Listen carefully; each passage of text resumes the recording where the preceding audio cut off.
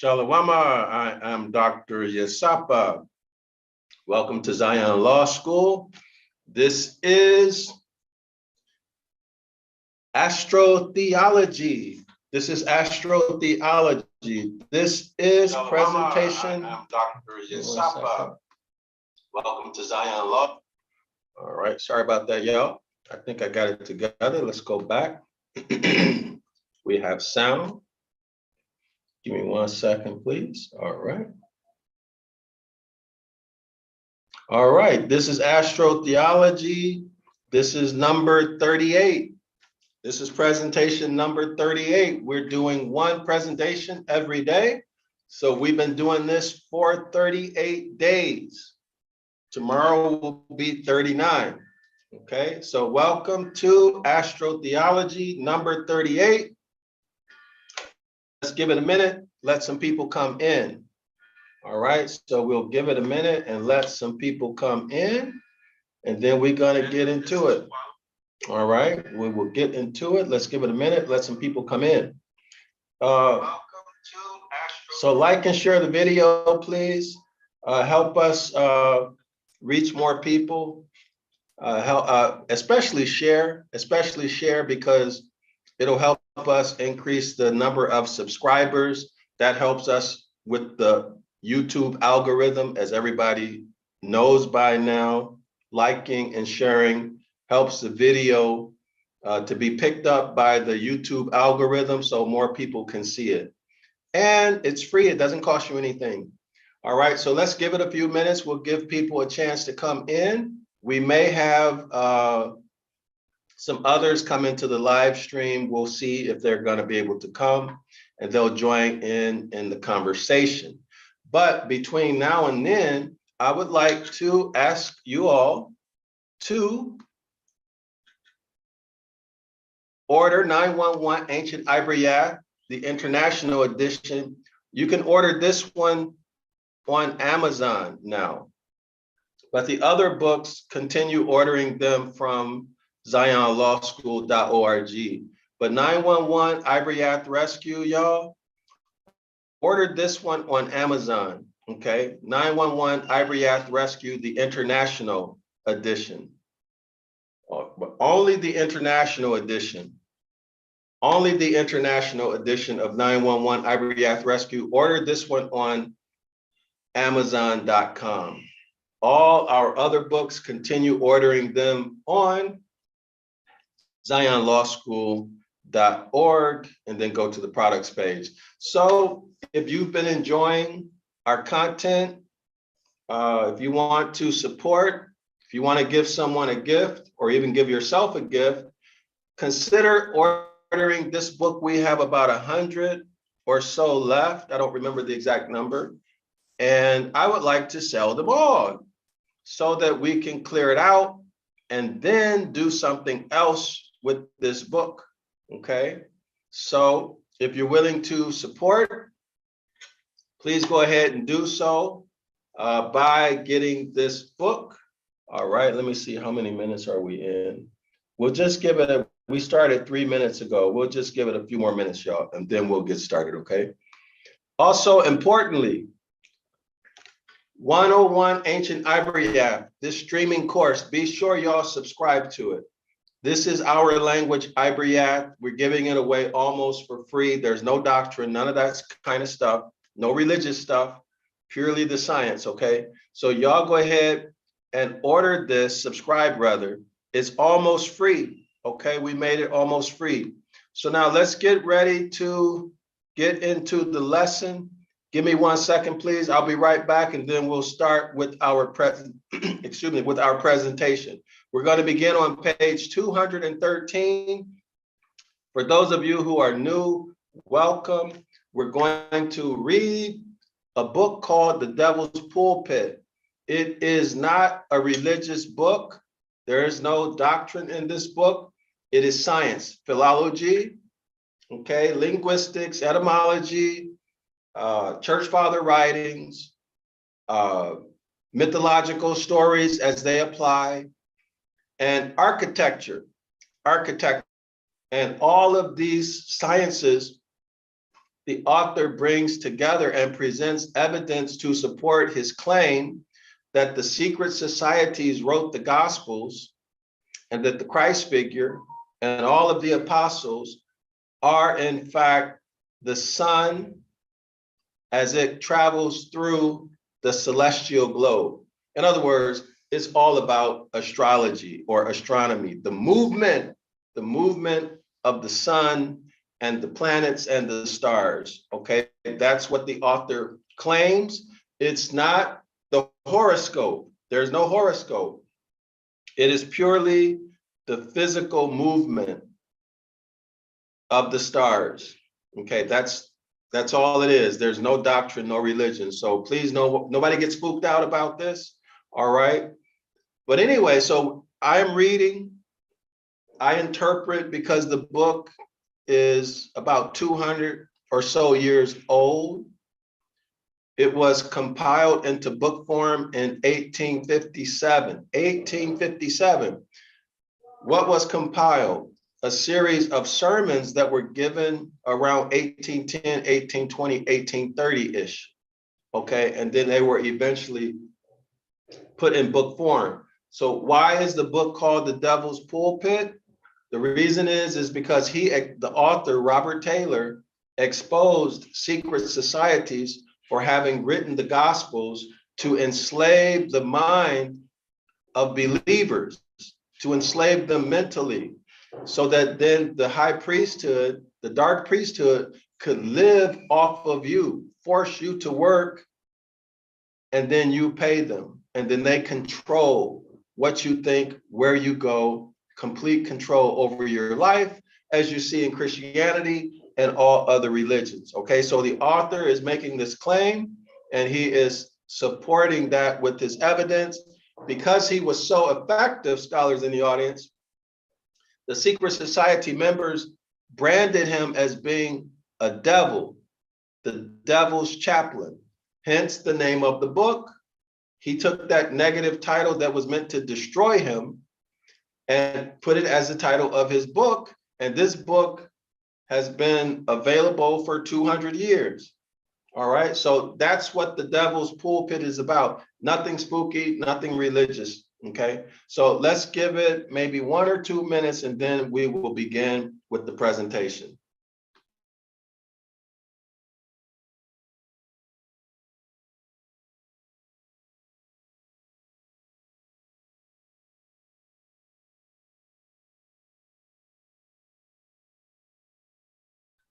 Also, like and share the video. Like and share the video, please.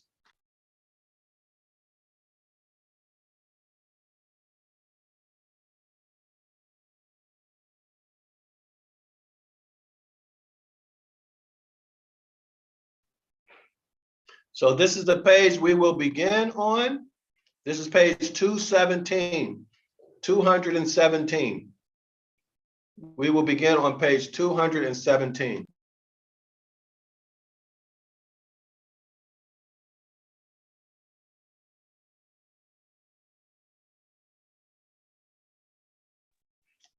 And just as a note, the yesterday's presentation, the presentation before yesterday, the author, as many of the scholars in the audience pointed out, or a few pointed out, that the author for the first time in the whole book deviated from astrotheology and started to deal with doctrine. The doctrine that the author dealt with is that the Christ figure died on a cross. And the reason why the author dealt with that issue, at least in my estimation, is because if the Christ figure didn't give up his life on the cross and was resurrected, as I believe it was the Apostle Paul said, then they would be a lie, right? If the Christ figure was not resurrected, then they would be preaching a lie. So the author used that statement to try to show or to support his claim with evidence that the Christ figure never died, but even more than that, the Christ figure was never raised from the dead. Therefore, logically speaking, Christianity is a lie. This is according to the author. That's his logic. So now yesterday, toward the end of that presentation, those of you who were here, you will remember that the author got back into the astrotheology of it and started to deal with St. Andrews. Okay, he dealt with St. Andrews, and then we had a discussion about the Autumn Equinox, which is the balance of justice, right? The balance of justice, astronomically meaning 12 hours of daylight, 12 hours of nighttime. Therefore, it's equal, but in the allegory, it is justice, okay? Justice, or in some of the other pages a while ago, it was also called righteousness. Okay. Shalom, Iran. Glad you could make it. Shalom, Dr. Yusafa. Glad you could make it. Ron, do you have anything you want to say? I need to mute my microphone for a minute. If you want, you can, or otherwise, just give me like 1 or 2 minutes. If you want to address the audience, that's fine. No, I'm fine. I'm fine.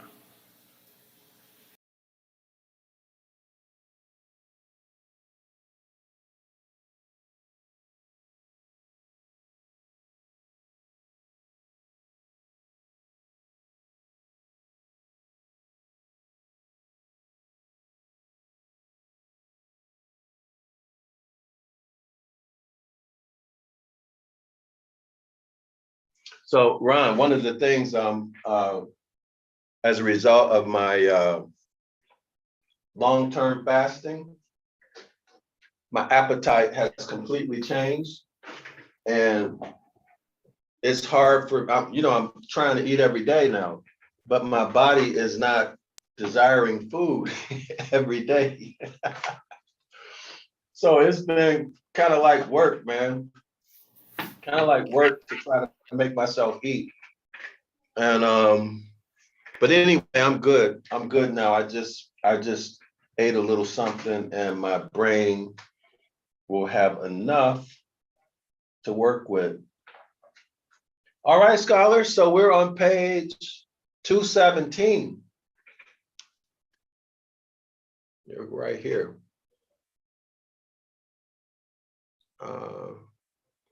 How does this look on your end, Ron? Can you guys see the screen well? It's kind of small. Probably need to enlarge it a little bit, but my eyes aren't the best, so. Let's see. How about that? Feel like I'm in a doctor's at the optometry. A little bit larger. Okay. How about that? Yeah, that's better. Can you remind me from time to time to scroll down with the screen so that like what I'm reading is always visible, because I'm reading from, like, I printed a copy off, and so I'm focused on that, and I don't really see what's on the screen. So if I'm reading something that's not on the screen, could you just let me know? Absolutely. So I can scroll up. All right. So let me see. Why don't I have? All right, here we go. All right. Hey, Ron, would you mind also, if we have comments, would you mind reading the comments, or? Yeah, not a problem. I can do that. I can monitor the room. Okay. Thanks, man, because sometimes I feel like I'm juggling. I get lost. All right. So if you would like to, you're welcome to introduce yourself if you want. If not, that's okay too. Ron? No, I'm fine. I'm fine. You're fine. Okay. So I want to thank you for being willing to come in and share in the conversation with this. So scholars in the audience, I will read, and then Ron and I will discuss. And I guess the important thing that we're doing is figuring out what this author is trying to say, because his style of writing can be very difficult. So, scholars, that's half the fun, us figuring it out. And if you have ideas, if you have suggestions on what he might mean, put it in the comment section so we can read it off and we can make some sense of it. And then also, scholars, if there's any links on the topic that you want to add, please put it in the comment section. And also, when we come to words, if someone or a few of you could look up the words and then paste them in the comment section, that's going to be very helpful for people who come behind us in the future and watch this video, because most people are not disciplined enough to do any type of research. So if we can put this in the comment section for them, not only is it going to help you with learning more and all of us now with learning more, but it's going to help other people, okay? Because it'll be right here in the video, and we have to return as a nation, not as individuals. All right, with that said, we are ready to go. We are ready to go. Remember, last time we left off, we were talking about, that was yesterday, presentation number 37. We talked about St. Andrew. So I'm going to read at this bottom paragraph on page 216. I'll begin here as a summary or refresher. As you find the position, St. Andrew, let me read it again. As you find the position of St. Andrew is in the scales of justice, where the sun crosses the equator. We went through that quite a bit yesterday. We visualized it.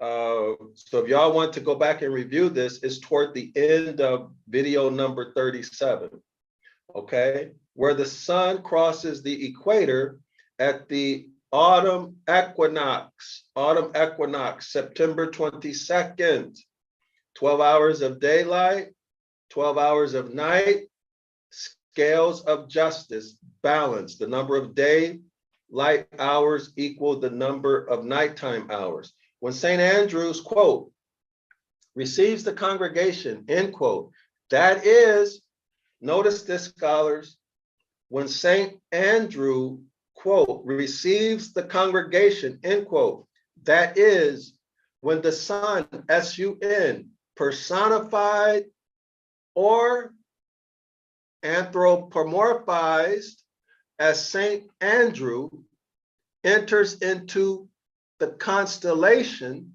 which is a synonym for congregation.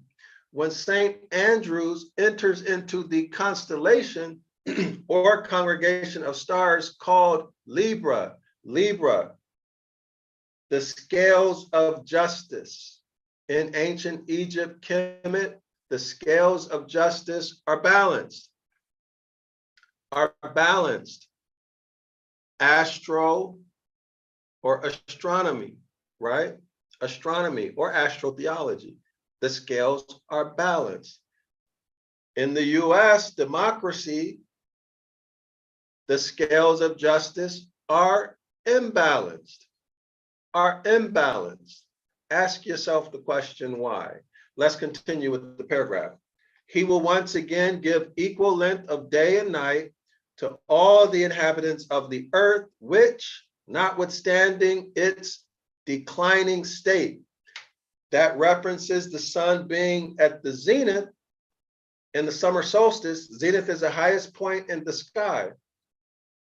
And as it continues through its orbit, it goes lower and lower and lower and lower. This is what the author is referring to when he says, notwithstanding its means the sun, S-U-N, notwithstanding the sun's declining state, okay? In other words, the number of daylight hours are decreasing every day after the sun is in its zenith. Okay. Still, it depends upon him for its support, while, as if to prevent all possibility of mistaking the astronomical significance of this genus, you invariably find that the figure of Saint Andrew represented as that of a man about 60 years old with the blood, when the blood is getting somewhat cooler than once was. So we can strike that. This is an unnecessary words. Unnecessary meaning that he's being sarcastic, okay? But what he is saying that we need to take note of, did you have something, Ron? Yeah, can you scroll down, please? Oh, thanks.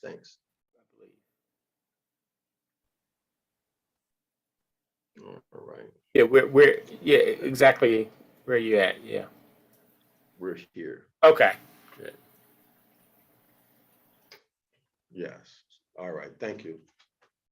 So what's important is that St. Andrews is represented as a man about 60 years old. Okay. That's what's important, scholars in the audience. We can strike when the blood is getting somewhat cooler than it once was. Okay. We can strike that to make it easier to understand. Standing with a saltire cross behind his back, a goniometer. So in yesterday's video, we visualized what a goniometer is. And we also saw an image of the saltire cross.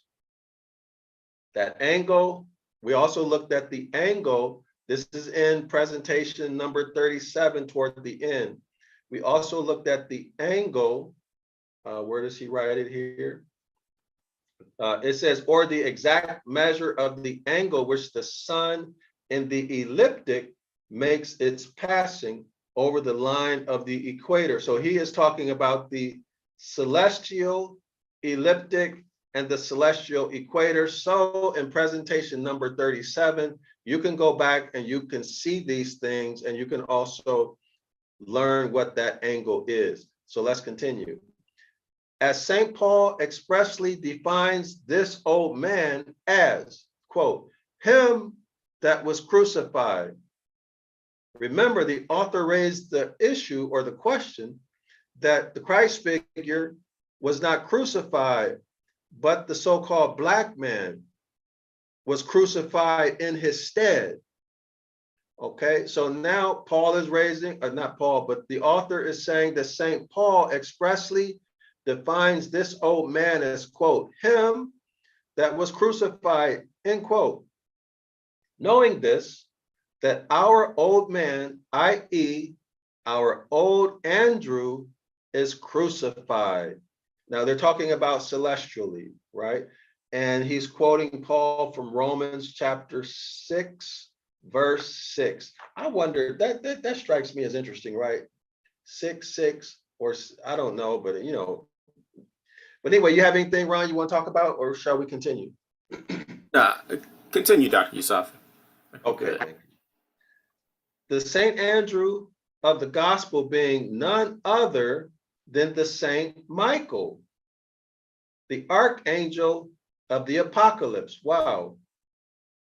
Okay, so I need to see the evidence of that. You have him under this name standing at the autumn foot of the great solar arc. Standing underfoot of the great solar arc, and so seeming to bear it upon his shoulder, and giving his name the 29th of September, which is Michaelmas Day. That's interesting. Let me see if Shalom, Lewis. Shalom, doctor. Shalom, Ron. Glad you could make it. Shalom, Lewis. Let's see if we can find Michaelmas Day. Let me see, so we can visualize this. let's try to visualize this. So the author is saying that St. Andrews, the 60-year-old man, is the same as Michael Mass Day or Michael the Archangel in Revelation. Let me know if y'all see any images y'all want to take a look at. Let's see what we find that's interesting. Okay, well, okay, so the author, we have confirmation that it is September 29th. St. Andrews, the autumn equinox occurs on September 22nd. So it appears to me that when the sun moves into the constellation Libra, it is moving into, and then it appears that from 22nd to 29, maybe 29 is what's meant by the foot of autumn. Maybe that's what he means, but we have to see, y'all. We have to see, okay? We have to see, but this is really simple stuff, really simple stuff, as long as we don't try to make it complex, okay? So by simple, what I mean is that the foot is probably only counting from September 22nd to September 29. So he's standing at the foot. All right. So in other words, the sun will enter into a constellation. It'll get to the middle of the constellation, and then it will move from the middle to the end. So maybe head, body, foot, I don't know, something like that, but we'll see. We'll see as we go. Okay. Let's take a look at this. You know what? Okay, so this reads, y'all feel free to jump in anytime. Saint Michael the Archangel, defend us in battle, be our protection against the wickedness and snares of the devil. The devil, remember, is coming. So this is August 29th, December 21st, 22nd. The sun becomes the devil because it's at its lowest point in the sky, and we're talking astronomically. May the deity rebuke him. We humbly pray, rebuke him, because life dies and life gets hard and everything gets dark. And when it's dark, more crimes are committed, so forth and so on. And do thou, O Prince of the heavenly host, by the divine power of capital God, cast into hell Satan.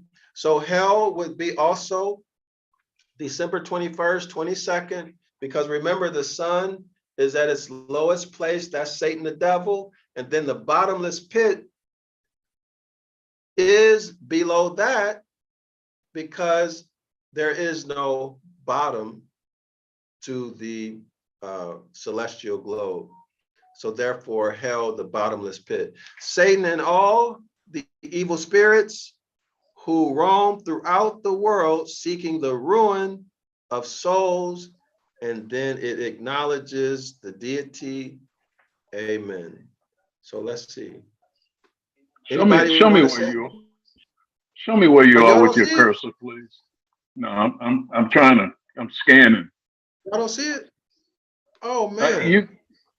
Wait a minute. You had the page up. I just want you to put the cursor where you were. Share your screen. No, I was reading from here.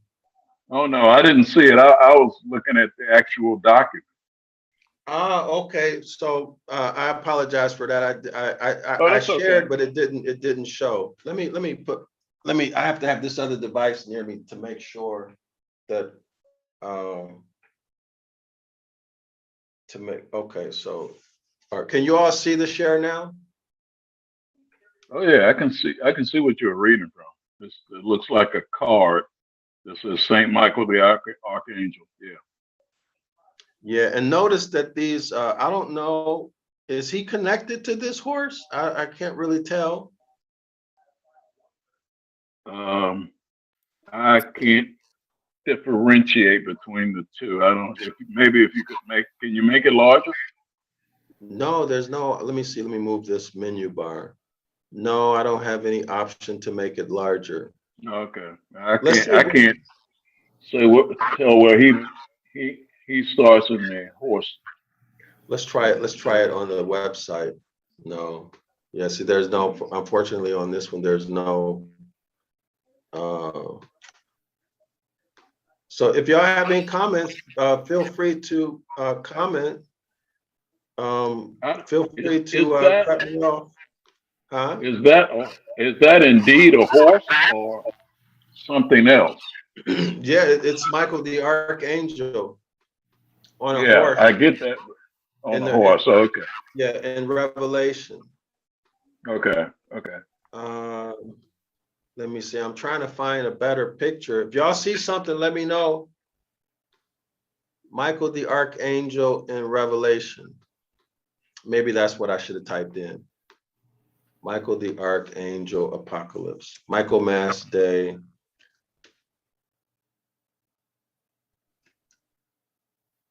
I've got a question in the chat from Gary Tucker, Mm-hmm. and he's asking us. So then, JC and the devil are one. That's correct. So if you're looking at a clock, Gary, if you're looking at a clock, look at 12:30. Small hand point. Well, everybody knows what 12. It's a vertical line, right? Dividing the clock into left and right, equal halves, right? So at 12 o'clock, above 12 o'clock, that's when the sun is at its highest point in the sky. Below the 6, that's when the sun is at its lowest point in the celestial sky or on the celestial globe, right?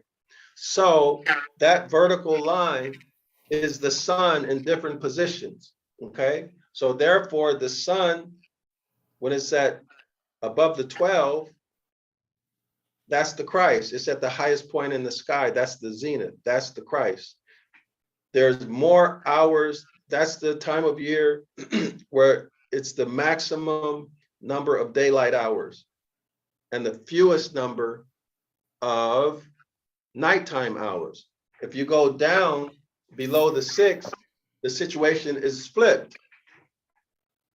That's when you have the maximum number of nighttime hours and the fewest number of daylight hours. And okay, so that's where we get the opposite, right? So they're on opposite sides of the line. Therefore, Satan opposes Christ. Therefore, Satan is the adversary and the opposer of Christ, Satan, the devil. Okay, that's where the concept is coming from. And then, because December 21st, 22nd, 23rd, 24th, the sun appears to be not gonna rise again. But what's actually happening is that between the 22nd, excuse me, and then the 24th midnight, the sun actually is rising. But at 12 o'clock midnight, December 24th, the sun rises exactly 1 degree, and we perceive it on Earth as the daylight hours getting longer. So there we have the resurrection. Okay, there's the resurrection. Okay, so now we're looking at a straight line dividing the clock horizontally in half. So there's equal parts on top, equal parts on the bottom. So at 6 o'clock, we have, for example, the summer solstice. Excuse me, 12 hours of day, 12 hours of night. And then at 3 o'clock, that same line, we have the autumn solstice, 12 hours of day, 12 hours of night. So that 12 hours of day and 12 hours of night in autumn is called the scales or the Libra, equal justice. Okay, and in the other chapter we read that it was righteousness, right? The pursuit of righteousness, total righteousness. Okay, so I hope that answers the question. Does he have any other questions, Ron, about that? Any follow on, or if not, let's continue. Y'all welcome to, can y'all hear me? Yeah, we can hear you. Yeah. Okay. Yes. Feel free to dive in if y'all want to. I'm still looking for something that we can visualize to make that text come alive. So let's see, what are we looking at here? Let me go back.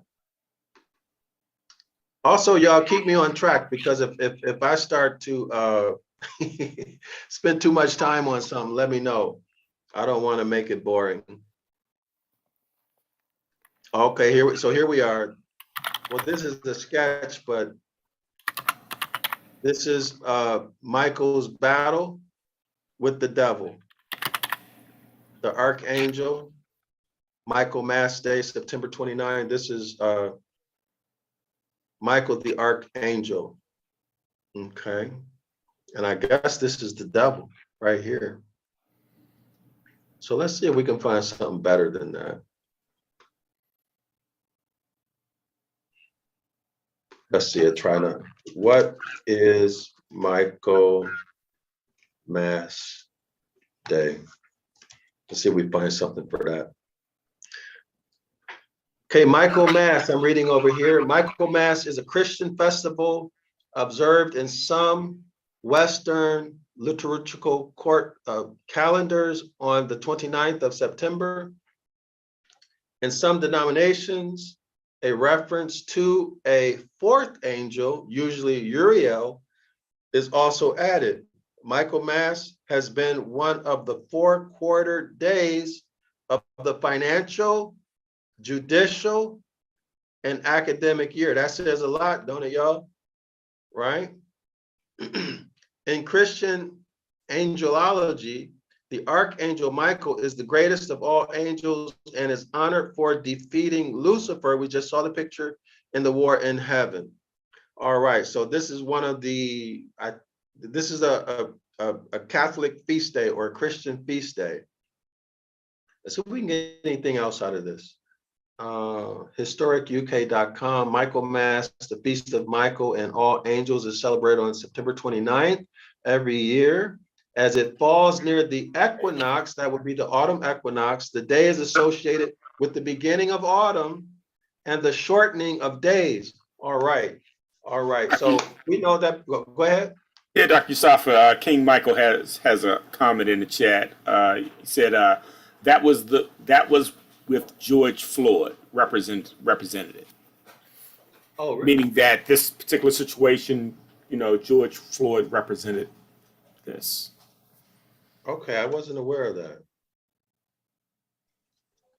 Represented what? He didn't go into Okay. detail. Here we go. Comment. Okay.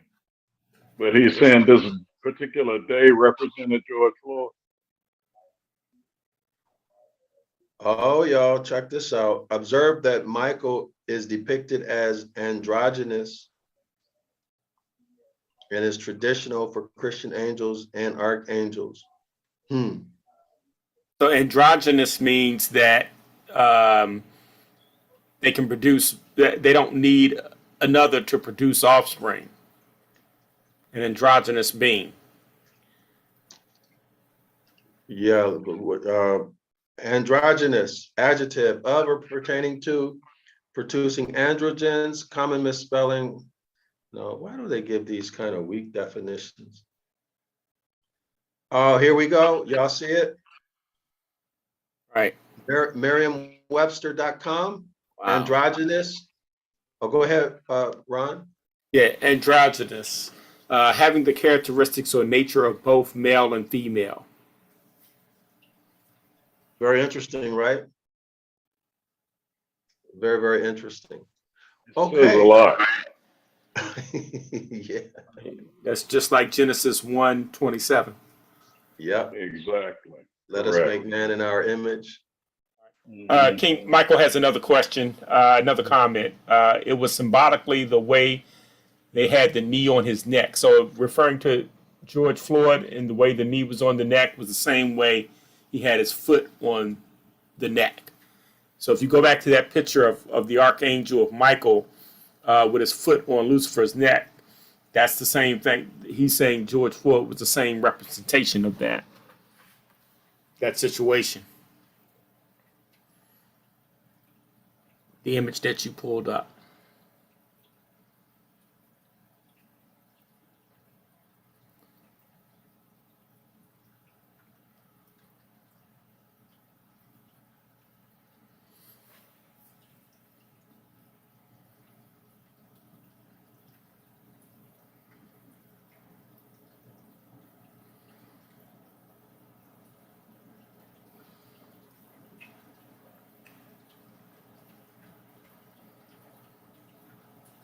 Yeah, that image. Saying Michael was saying that it was symbolic of of what happened to George Floyd, basically.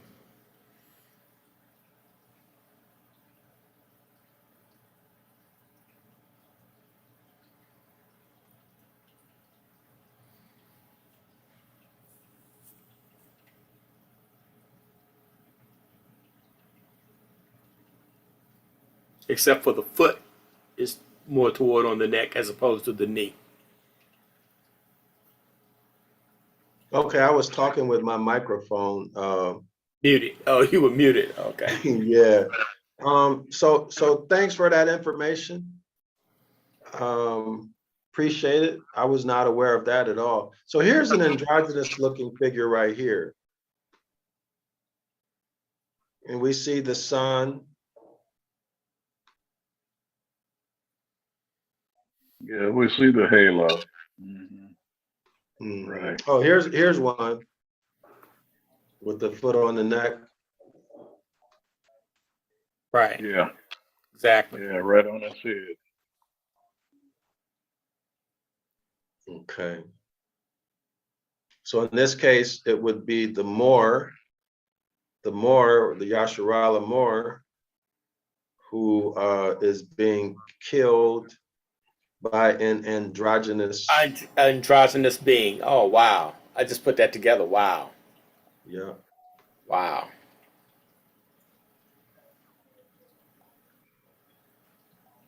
Okay. Let's continue. That was good insight, King Michael. Definitely. Mm-hmm.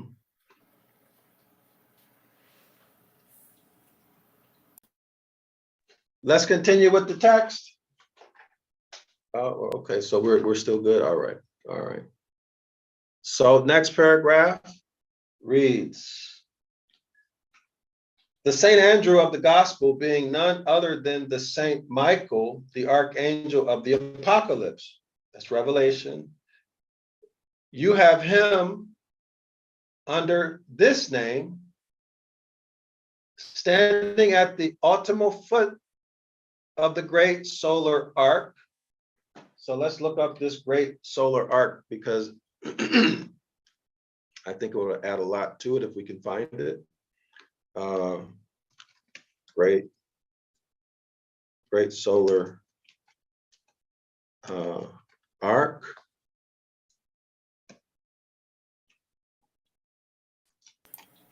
There's another question in the chat, Dr. Yusafa, or not a comment, more so, from King Michael.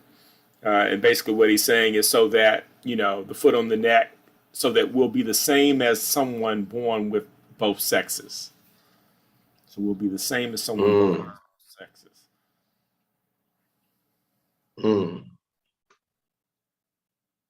Wow.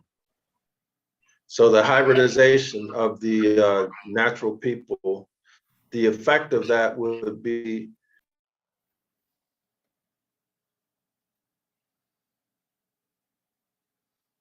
So I guess that's what he's saying. The androgynous being is basically the same as, someone having both sexes, or not necessarily a hermaphrodite, but an androgynous being can produce offspring, allegedly.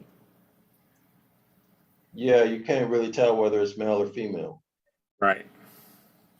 All right. So I was looking for the great, so optimal foot. Let me see if we can find that first. Excuse me, y'all.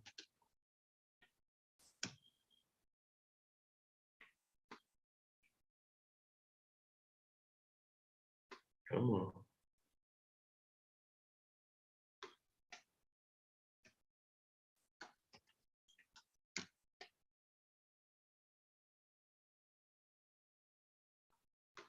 Right. They make it real hard to find images.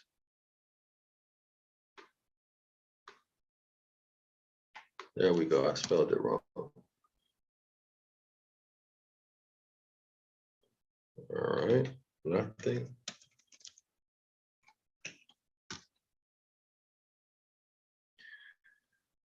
So nothing.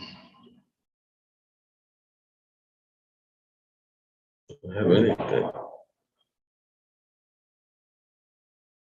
Don't see anything. So let's see. Michael Mass.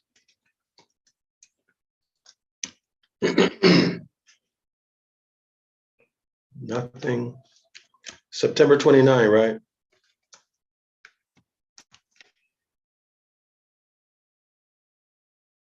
So still nothing. Very interesting.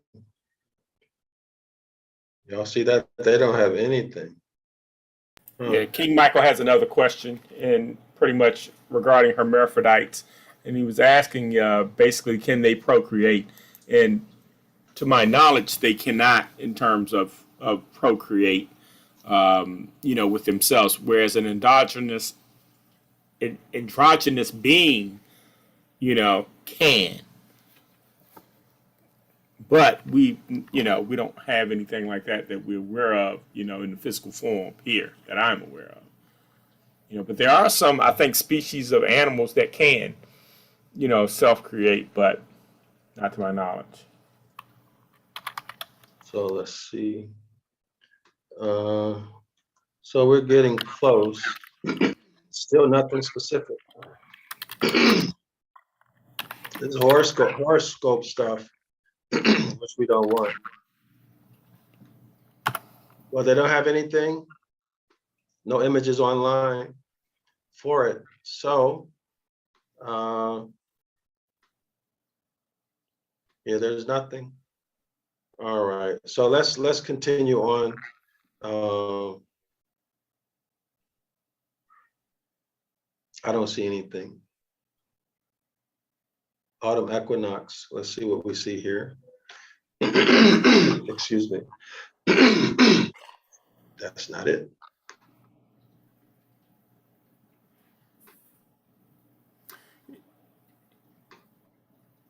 Well, And although hermaphrodites can't or procreate by themselves, science is making it to the point, I think, where I think there was some talk about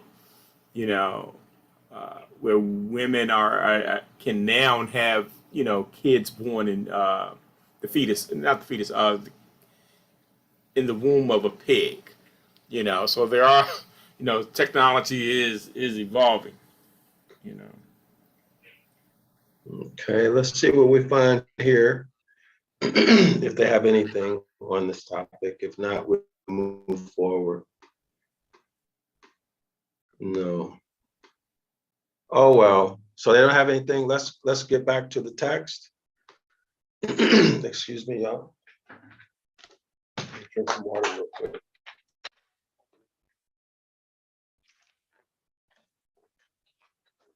All right. So Michael Mass is a feast day. September 29. Next paragraph reads, and Andrew is the brother of Peter, as James is the brother of John, because these four genii or saints, independently of their allegorical character, as genii of their respective months, have the peculiar honor of being genii of the four seasons of the year: spring, summer, autumn, winter, of which Peter is spring, commencing in March, when the sun, S-U-N, enters the constellation of the Lamb or Ram, and hence it is that this is the allegorical picture, it is Peter alone. Out of all of the glorious company of the Gospels, to whom his master, the Son, S-U-N, immediately after his resurrection, that is, after his having crossed the line, gives the allegorical charge, quote, feed my lambs, end quote, feed my sheep, end quote. These are the quotations that the Christ figure, S-O-N, Son of the deity, gave to Peter. So that line that was crossed was the celestial equator line. So everybody remembers. Let's see if we can pull something up real fast. I'll pull up a PowerPoint, y'all, and just refresh your memories on what the celestial equator and horizon look like. Okay, so give me 1 second to pull these up. But we went through this in detail yesterday. So if anybody wants to get more info, just look on yesterday's number 37, Astrotheology number 37. Let me try to pull this up in the PowerPoint that we have.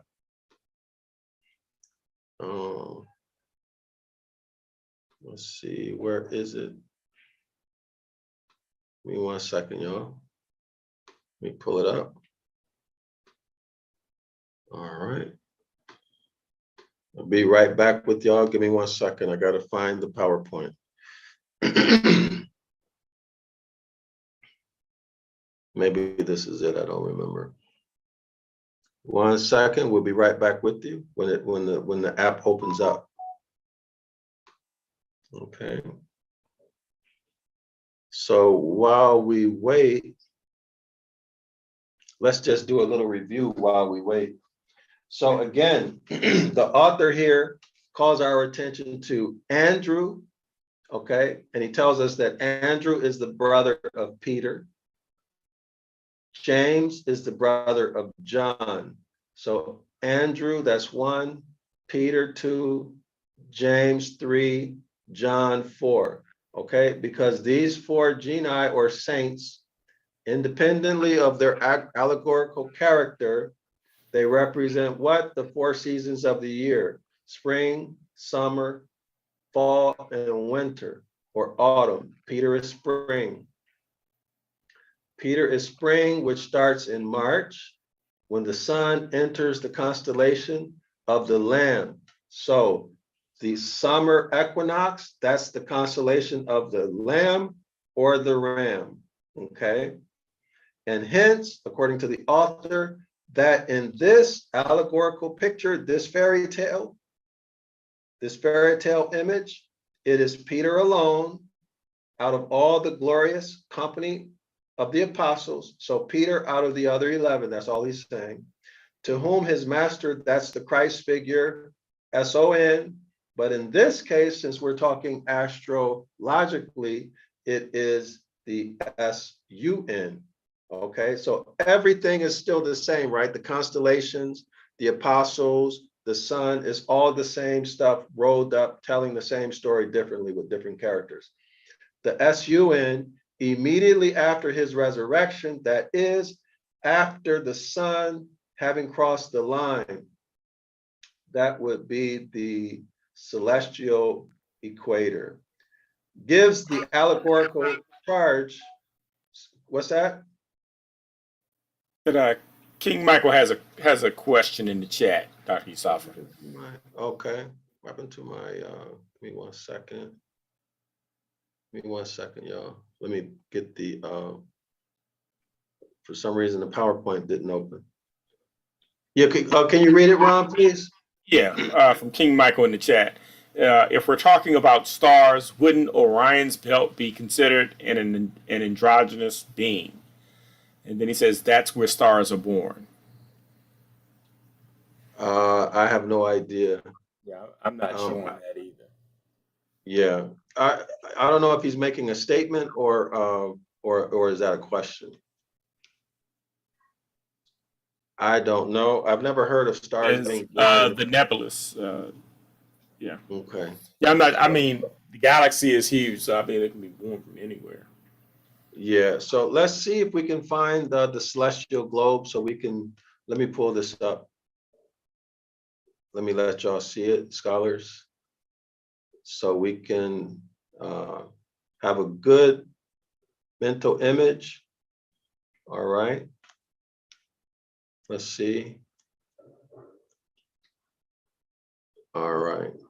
So we might have to work with that, but I think if I remember correctly, we had some stuff later on. Let me see here. Give me a second. Get my stuff together. All right. So y'all might remember this from some of our earlier presentations that, oh, here we go. Here we go. Yeah. So let's put this. So this is the celestial horizon. This is the celestial equator. In this image, in this image, in this image, okay, in this image. This is the sun at its zenith point, right? That's the Christ figure. If you go all the way to the bottom, this is the devil, Satan, the sun at its lowest point. Dr. Okay. Safa, Yes. I think there's a delay. Okay, now you're caught up on the live. Okay, there it is. Okay. So again, the sun at its zenith. Let me put the other pointer on. So in review, scholars, this is the sun at its zenith. This is the Christ, 12 o'clock.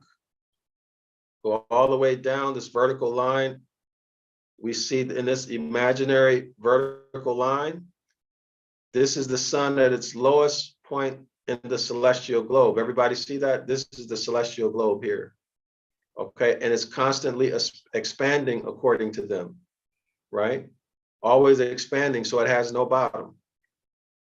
So this is the bottomless pit, okay? The bottomless pit, bottomless because this is constantly expanding, it has no bottom. Since this is an imaginary vertical line, Satan the devil here at the lowest point, the darkest time of the year, Christ figure at the highest point, which is the lightest part of the year. Scholars, everybody see that? So Satan the devil is the opposer of the Christ figure and the adversary astronomically because it's at the opposite end. It's at the Satan the devil is at the extreme opposite end of this vertical line. Y'all see it? So these opposite ends that they oppose each other. They're opposing on opposite ends of the line. All right. So let's see what else. We have I think a couple more. Okay, yeah, here we go. Can you all see this slide right here? Yeah, Dr. Safa, we got a comment from Yashay Yasharala. Just a comment. He says Matthew is where the Enochs, what is it? Matthew is where the Enochs are mentioned, 3 types. Dual sexes, folks would be under the so-called transgender.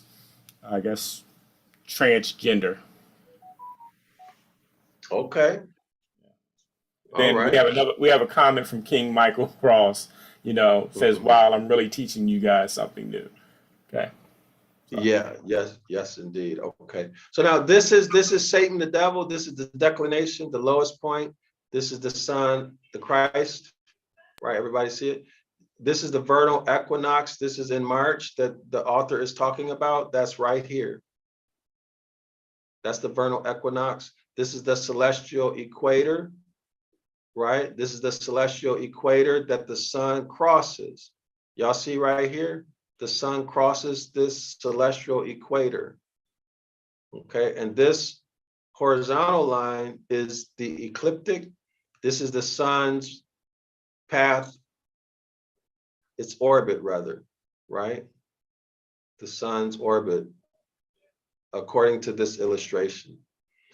Okay, so this is the angle that was being spoke with the autumn. I don't see autumn. Where's autumn? Let me find autumn. Yeah, I don't see autumn.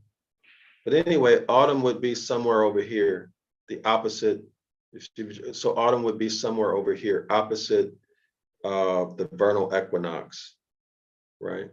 So let's see, what else? Do we have another one? Okay, so here we are. All right. So winter solstice, this would be summer solstice, the Christ figure here, and then Satan the devil here, the bottomless pit, hell. Autumn equinox, September 22nd. Dr. So, Yusuf, yes. the image hasn't showed up on the live yet, what you're seeing. Oh, really? It's a long delay. Wow. I don't know, maybe some other people can see it, but I don't see the new image. There it is. I see it. Okay. I was with you. Are you viewing the live though? Are you viewing the live, Louis? I am on the live. Yes. Okay. Yeah. Okay, so let's do it again. So this boundary, this is the celestial globe. They're calling it the celestial sphere. This is ever expanding outward according to these people. This is the winter solstice here. Winter solstice, this is December 21st, 22nd, scholars. This straight line, this vertical line across goes to the summer solstice. This is the Christ figure we just looked at, winter, Satan the devil, the bottomless pit, hell. Now, when we look over here, this is the autumn equinox at September 22nd. So somewhere in here is September 29th, which is the foot, right? Remember we saw the what was it? St. Michael was at the foot, September 29th, the great solar foot or something like that. This is the ecliptic. The sun is traveling around here. This is the celestial equator. And this is the angle that was being measured by the ganometer right here. All right, that's the angle that was being measured by the ganometer that the 60-year-old man had behind his back. All right. Hey, Dr. Yusuf, we have another Yes. question from Yashe Okay. Yasharella. Okay. Are you using NASA's globe chart? You know, what happened? He's basically asking what happened to the flat Earth in Genesis. I don't know. But I'm using just images. I'm not using NASA stuff. Yeah, I'm not using NASA stuff. Excuse me just a second. Yeah. I see what Ron is saying.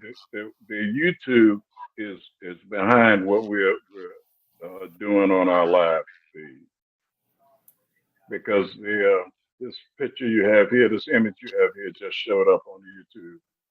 It's been delayed. Okay. Yeah, it's a slight delay, but it's there though. Slight delay. Yeah. Okay. So again, we can visualize the markers. This is the celestial equator. Okay, this is the celestial horizon. Okay, this is the Earth's equator. Y'all see the Earth is allegedly tilted, right? You have to imagine that. Okay, let's see if we have something else. Okay, right. So here are the angles, 23.5 north and south. I don't remember if this is, I think this is north is Tropic of Cancer. And I think south is Tropic of Capricorn. It might be reversed, I don't remember, y'all. But the angle is 23.5, right? 23.5, and then the equator is 0. And then again, it's 20, so 23.5 north, 0, which is the equator, and 23.5 south. That's when we're dealing with the Earth. So this line right here would be 0 degrees, right? And then we have the Tropic of 23.5 north, Tropic of Cancer, I believe, north, and then below, but y'all check it, okay, below the equator, 23.5 south. I think that's the Tropic of Capricorn, but y'all have to check it. All right, so anyway, so we see winter solstice, summer solstice. You see it all stays the same, right? Vernal equinox in March, Autumn Equinox, September 22nd. So it's easy once you look at this a few times.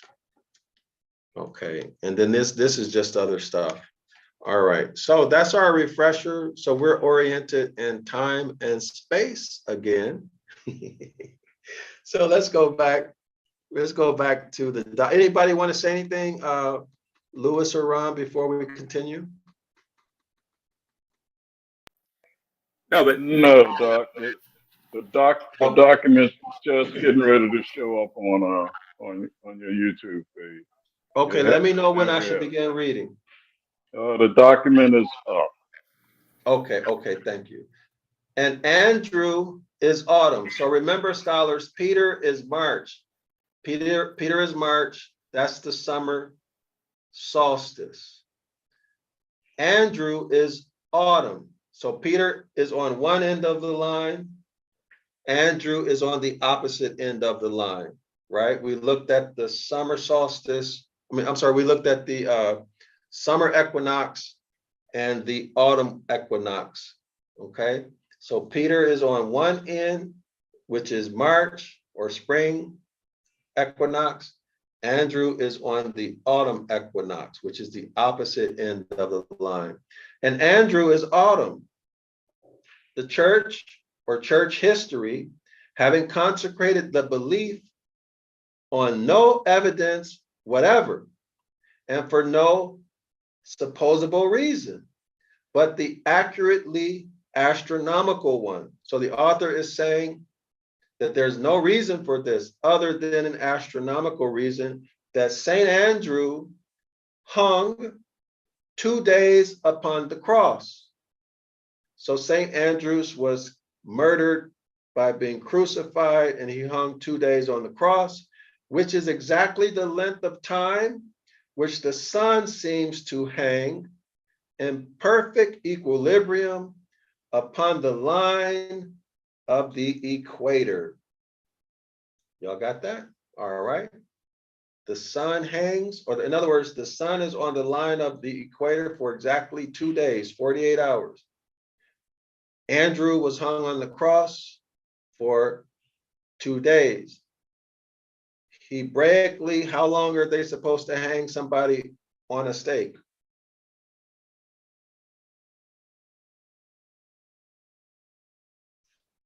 Scholars in the audience. Well, let me just Google it, see if I can find the verse. Hold on, y'all. Let me pull up my web browser, and then we can get going. Give me 1 second, let me move this, all right. Dr. Yusuf, we got a comment from King Michael. Yeah. He says, it's a comment, look up where stars are born. They say that the nebulous, and the nebulous is where Orion's belt is. Okay, hold on, I'll do it. Wait a second.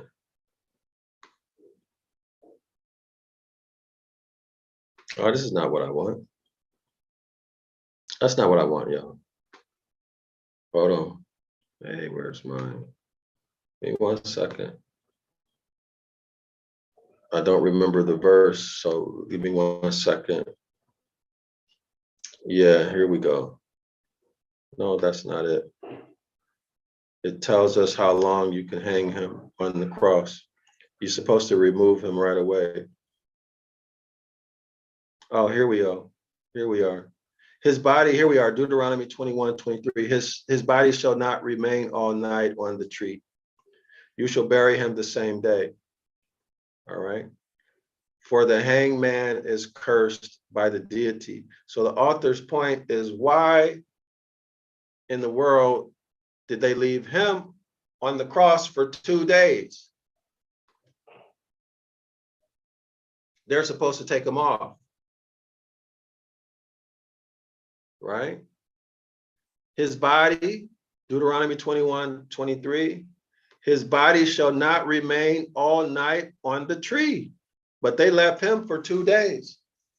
But they're supposed to be following the law.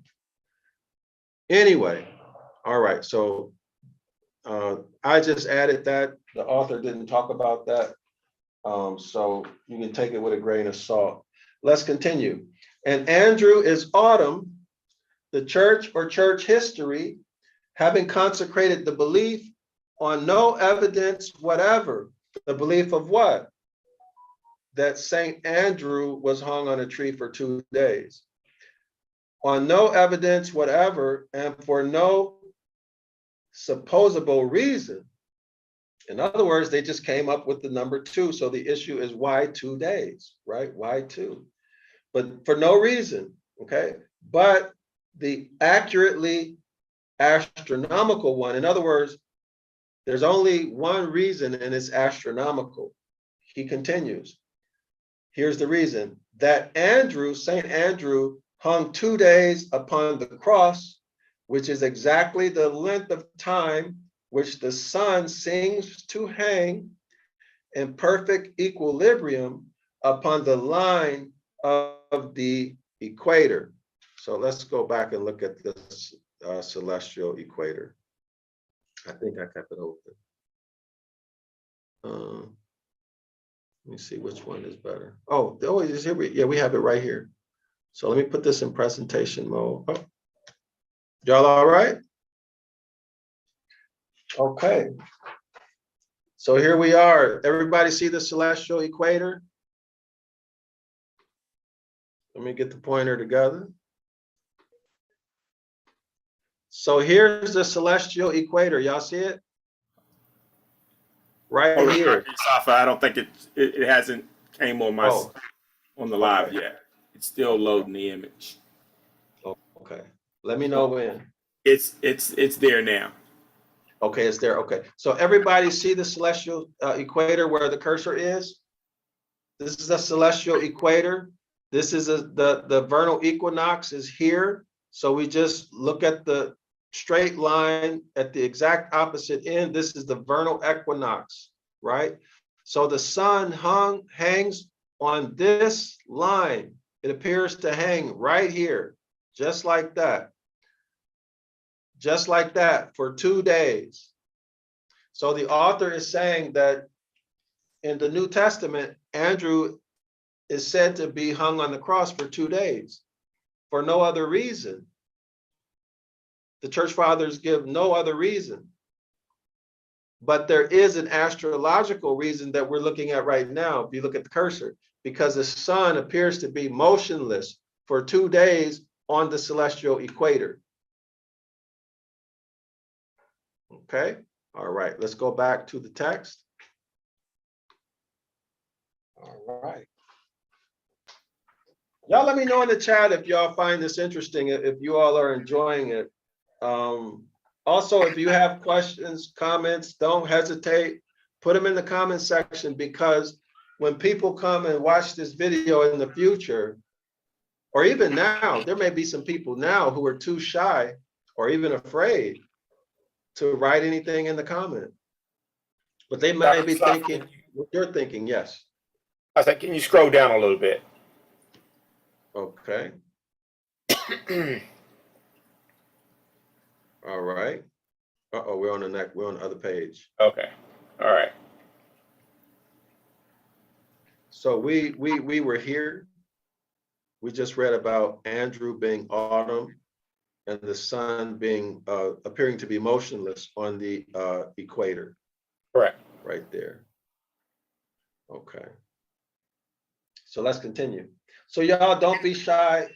Don't be stingy with your knowledge too. Please don't. All right. So contribute. Fill up the comments, please. All right. Next paragraph reads, and the sun, S-U-N, in the order of nature, crosses the equator twice every year. Okay, we know that, right? Sun crosses the equator twice every year. So you will find in your New Testament allegory that there are actually 2 crucifixions, and Christ is said to be crucified twice. Christ is said to be crucified twice.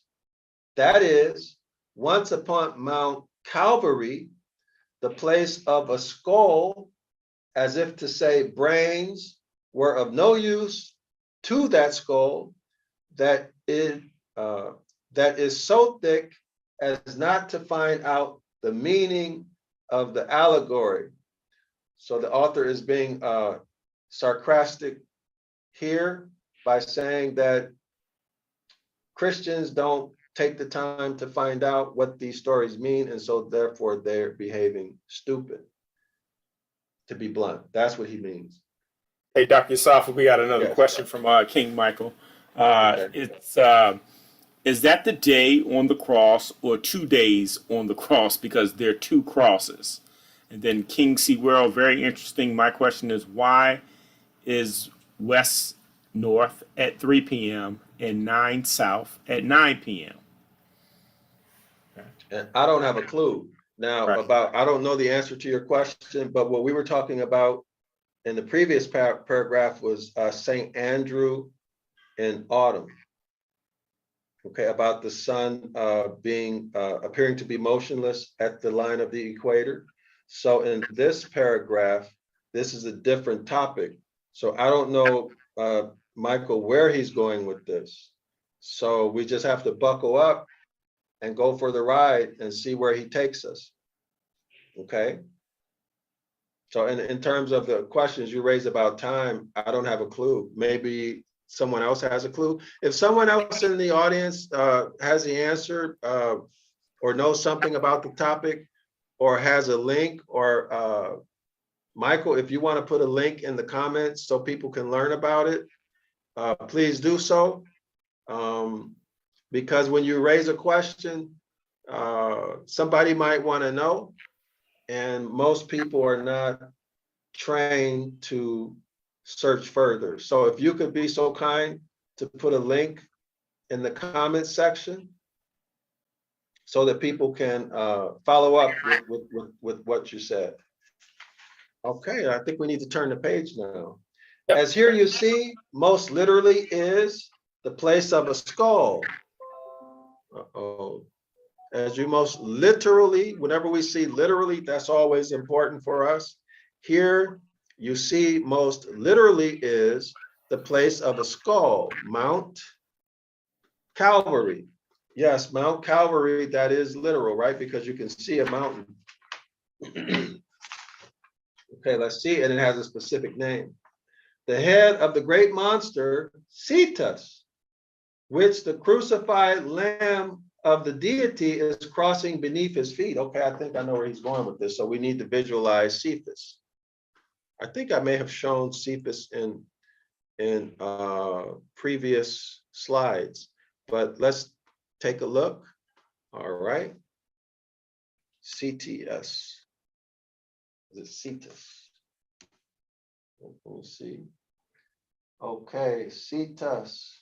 Okay, the head of the great monster, Cetus. All right, it's not showing in the live yet. Was not sure. Okay. It hasn't pulled up in the live. It's coming now. Okay. So let's find Cetus. Okay. So here's Cetus.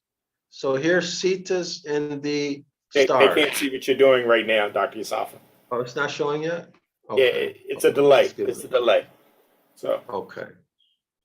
All right, thank you. Let's see. Cetus constellation.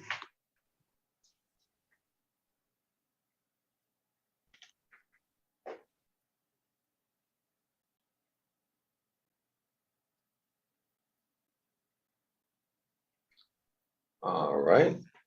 So here is. it's coming. It's coming. It's not there yet. All right. Oh, what happened? Okay, there. Can y'all see it now? Hold on. It's coming. It's just pulled up. Okay. Just pulled up. We can see it now. Okay, so here's Cetus. This is the constellation Cetus. Okay, this is the constellation Cetus right here. Y'all see the name Cetus? So let's see if we can get a illustration of him. This is the great monster Cephas Let me read it. It says, the great monster Cetus, which the crucified Lamb of capital God is crushing beneath his feet. So we're going to try to find the image of the crucified Lamb of God crushing Cephas under his feet. So Cetus was also, I think this is the image we showed in the other one, in the other presentation. But let's see if we can find, okay. So here's another image of Cetus. So the crucified Lamb of God is crushing this Cetus, great monster, underneath his feet. So let's see if we can find an image for that.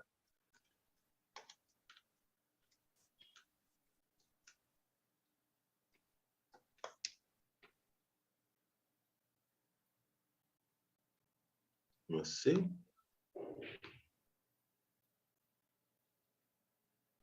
Okay. Just as I would think, they don't have, oh, maybe, is this it?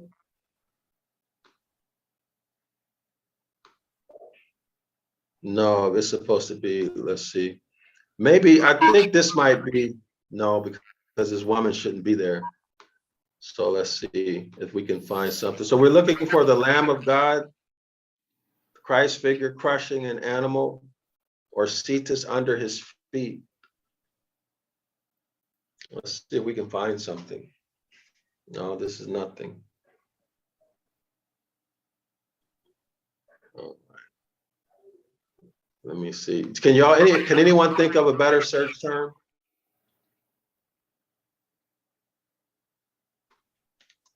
Can anybody think of scholars in the audience? Can you think of a better search term? Wait a minute, what's this? Goliath's skull. Oh, here we are. Here we are. Y'all see it? It's a delay. It's a delay. Okay. So it hasn't popped up yet, but there was a suggestion of saying Goliath's skull. Goliath's skull. But okay. We'll see this one pull up. It hasn't pulled up yet on the live.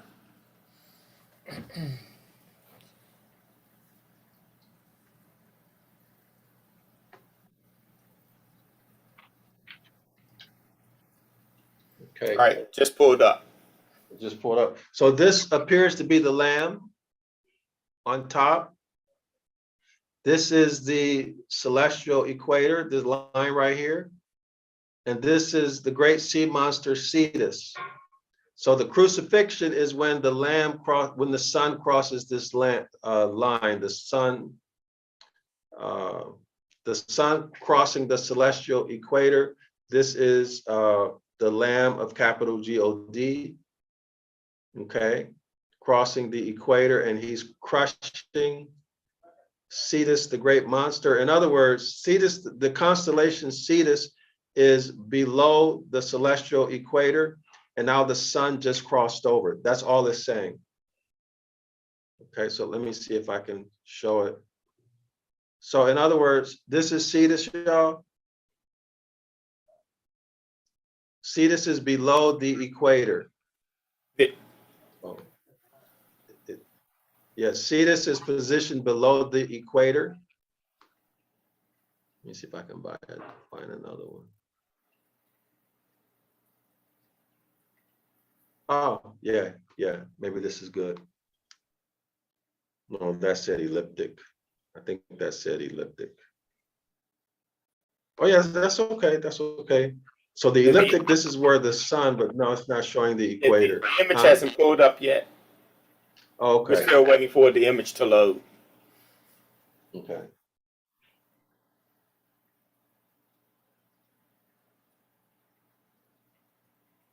Wow, it's really slow, isn't it? And it could just be on my end, and some of the others may have a faster, browser. Because I have it loaded on my end already.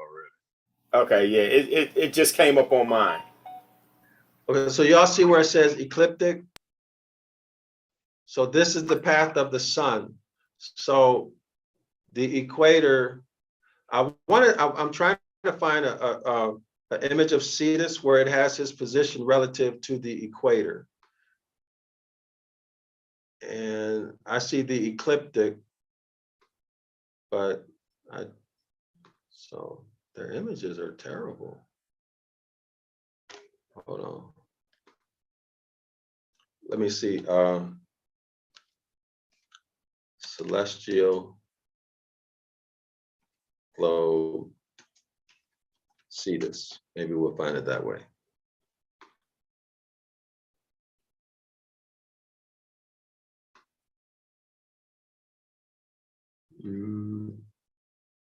No. Let me know if y'all see it, okay? Let me know if y'all see any images with it. Okay. So what is this one? Is that Cetus? Okay. So Cetus is only a constellation that they sketch to make it look like a great monster because it's a huge constellation. Maybe we'll see it here. Well, unfortunately, we can't make this bigger. So let's close that out. Let's see. Do y'all see this? What is this?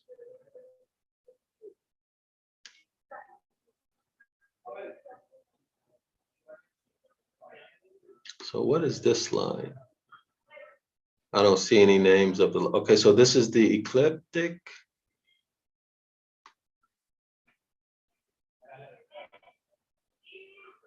I think this vertical line is the horizon.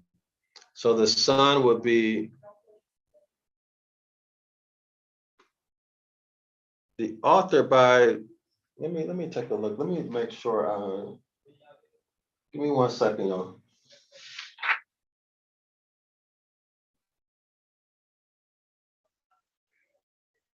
It looks like the ram is over on top of Cetus on the left side. Well, if you see a ram, you saw a ram. Ah, this is the image. Yeah, this is the image, right? Remember, it's the lamb or the ram of capital God crushing the head of Cephas. So this is actually the sun crossing the equator right here. Thanks, Lewis. That's what we're looking for. Right? This is the lamb of capital God or the ram. This is just the sun crossing this equator. So when it crosses this equator, it's said to be crucified. It's said to be crucified. All right. So this is the sun, and Cetus, this monster, is just a constellation. Thanks, Lewis. Appreciate Absolutely. that. I did not see it. What is this? Looks like an instrument to measure angles, right? Yeah, it looks like some sort of geometrical instrument. Yeah. Okay, Lewis, good, man. You caught that. Excellent. All right, excellent. So let's go back to the document. Where are we? Anybody have any comments before we continue? Let me know, Ron, when you can see the screen, and then I'll begin with the reading. Will do. Like I say, Lewis can probably already see it. But like I say, his server may be faster than mine. Okay, all right. Okay, it just popped up on mine. Okay, so let's continue with the reading. I'm going to start back on page 217, that last line, the last paragraph. As here you see, most literally, the place of skull, Mount Calvary, the head of the great monster, So the place of skull, Mount Calvary, is the head of the great monster. If y'all, let me go back and show it. So here we are, this head right here, the monster's head, this is Mount Calvary, according to the author. The place where the crucifixion takes place of the Lamb of the deity, as opposed to what? Its tail, right? So the sun, the Lamb, is stepping on Cedar's head. This is Mount Calvary, right? The skull, Mount Calvary, where the sun's location is when it crosses the equator. All right. Okay, so that was kind of fun for me. Okay, so let's continue. And once in Egypt, quote, where also our capital Lord was crucified. So the Christ figure, the Son, was crucified on Mount Calvary. And then the second crucifixion occurred in Egypt. So for St. Michael, the answer to your question is right here on page 218. The first crucifixion occurs on Mount Calvary when the sun crosses the celestial equator as it steps on the head of Cetus. Second crucifixion occurs in Egypt, where also our capital Lord was crucified. That's quoting from Revelation chapter 11, verse 8. Revelation chapter 11, verse 8. Christ's figure was crucified in Egypt. Second crucifixion. We continue. And after the autumn crucifixion, quote, he descended into hell, end quote, under the custody of the Archangel Michael. After the autumn crucifixion, that's when the sun crosses the line again, right, y'all? He that is the Christ, that is the Son, S-U-N and S-O-N, descended into hell. Now, scholars in the audience, celestially, what is hell? I'm going to show the image so we can make the correlation. Okay, let's go on presentation mode. Can y'all let me know, please, when you can see the PowerPoint, scholars, please? It hasn't shown up for me yet. Okay. So let's see, which image do we want? Okay. Y'all see it now? All right. Almost. Hold on. Okay. I see it. Okay. Yeah. Okay, excellent. So summertime, sun is in its zenith, highest point in the sky. And then from there, as the sun reaches the highest point in the sky, that day has the longest or the most number of daylight hours, therefore the fewest number of nighttime hours. But as we move toward the autumn equinox, the sun goes lower and lower and lower and lower. Everybody see that? And the number of daylight hours continue to become less and less and less and less. So here we are in the autumn equinox, okay? Now we continue, and then the sun, y'all see the summer solstice? We draw this line straight across. So here we have the Christ at zenith, and then the sun is at its lowest point, right? In the celestial sphere or the celestial globe. This is devil and Satan, because this vertical line, here you have a lot of daylight, everything is great, you can see, less crimes committed when you can see. Night times, more crimes committed, it's cold, people hungry, things are dying. This is the devil and Satan because it opposes the Christ. In other words, it's on the opposite side of the line. And this is hell, the bottomless pit. This is hell, the bottomless pit. So let's go back and read. And once in Egypt, quote, where our capital Lord was crucified, Revelation chapter 11, verse 8. And after which autumn crucifixion, that's happening here, the autumn equinox. And after which autumn crucifixion, quote, he descended into hell. Y'all see that? After he was crucified here, he descended into hell.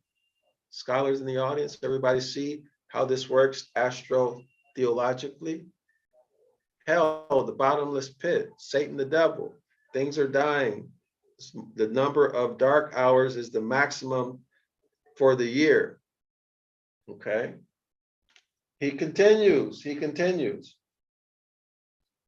He descended into hell, that is, the sun reached its lowest point in the celestial globe under the custody of the Archangel Michael. Quote, who is like the deity, capital G-O-D. Okay, that's a quotation from Cruden rather. By Catholics rendered, quote, equal with capital G-O-D, which, though theologically absurd, to be equal with capital G-O-D is theologically absurd. That's what the author, it don't make no sense. That's what the author is saying, is, as you see, astronomically correct. Y'all see it? How is it correct? Because here the sun in hell, the sun in winter solstice is at its lowest point in the celestial globe. And then the Christ figure, who is also the Father, right? The Trinity, the Christ figure is a Father in Catholicism. They're one, same. The sun is at its zenith. So they're equals. Here, the sun light is at its maximum on this day. I forgot if it's June or July. I forgot the exact day. But the number of daylight hours are at maximum. Here in winter, the number of nighttime hours are its maximum. In winter, nothing is growing. Things are dead and frozen. People are committing crimes, trying to survive, right? It's dark. People getting robbed, old women, and everybody.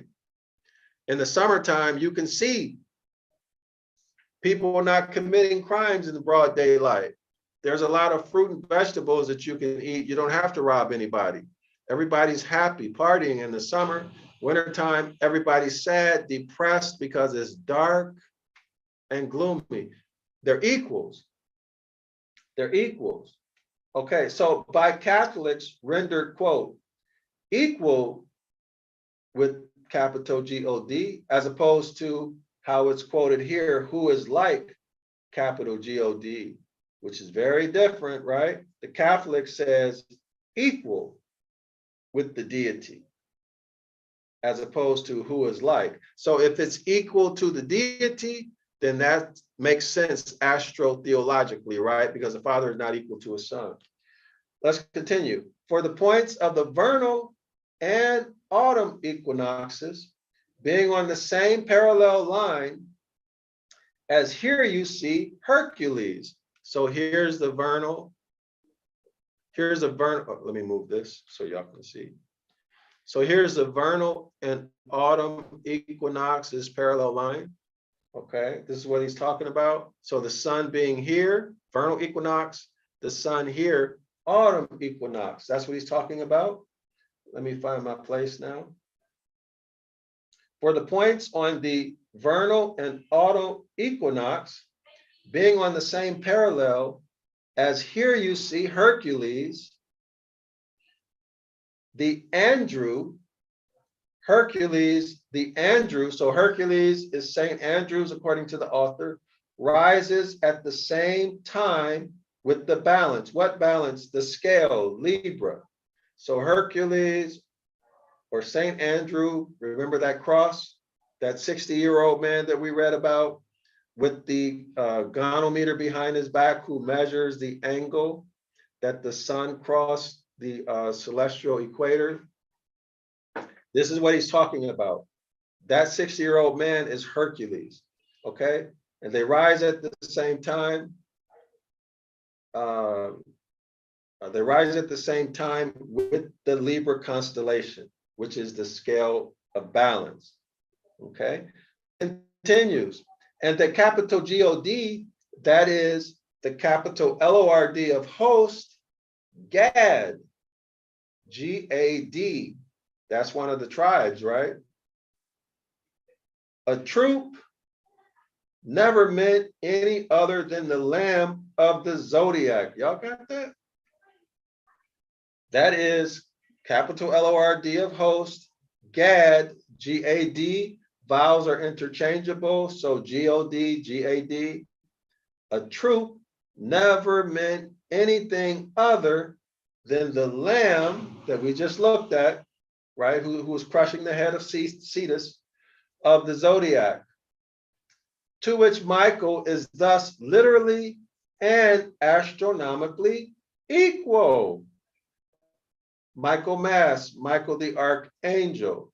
You have the concurrent testimony of both Daniel and John, prophet and apostle, who, describing the person of capital God, assure us that the hair, quote, the hair of his head was white like wool.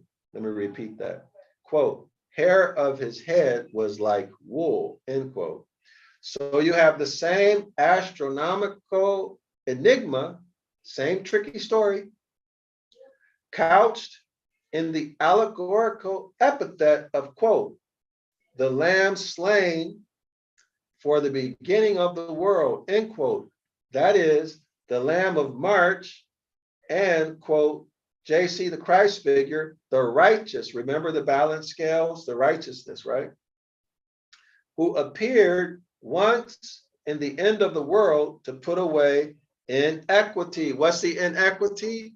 The imbalance of the justice, right?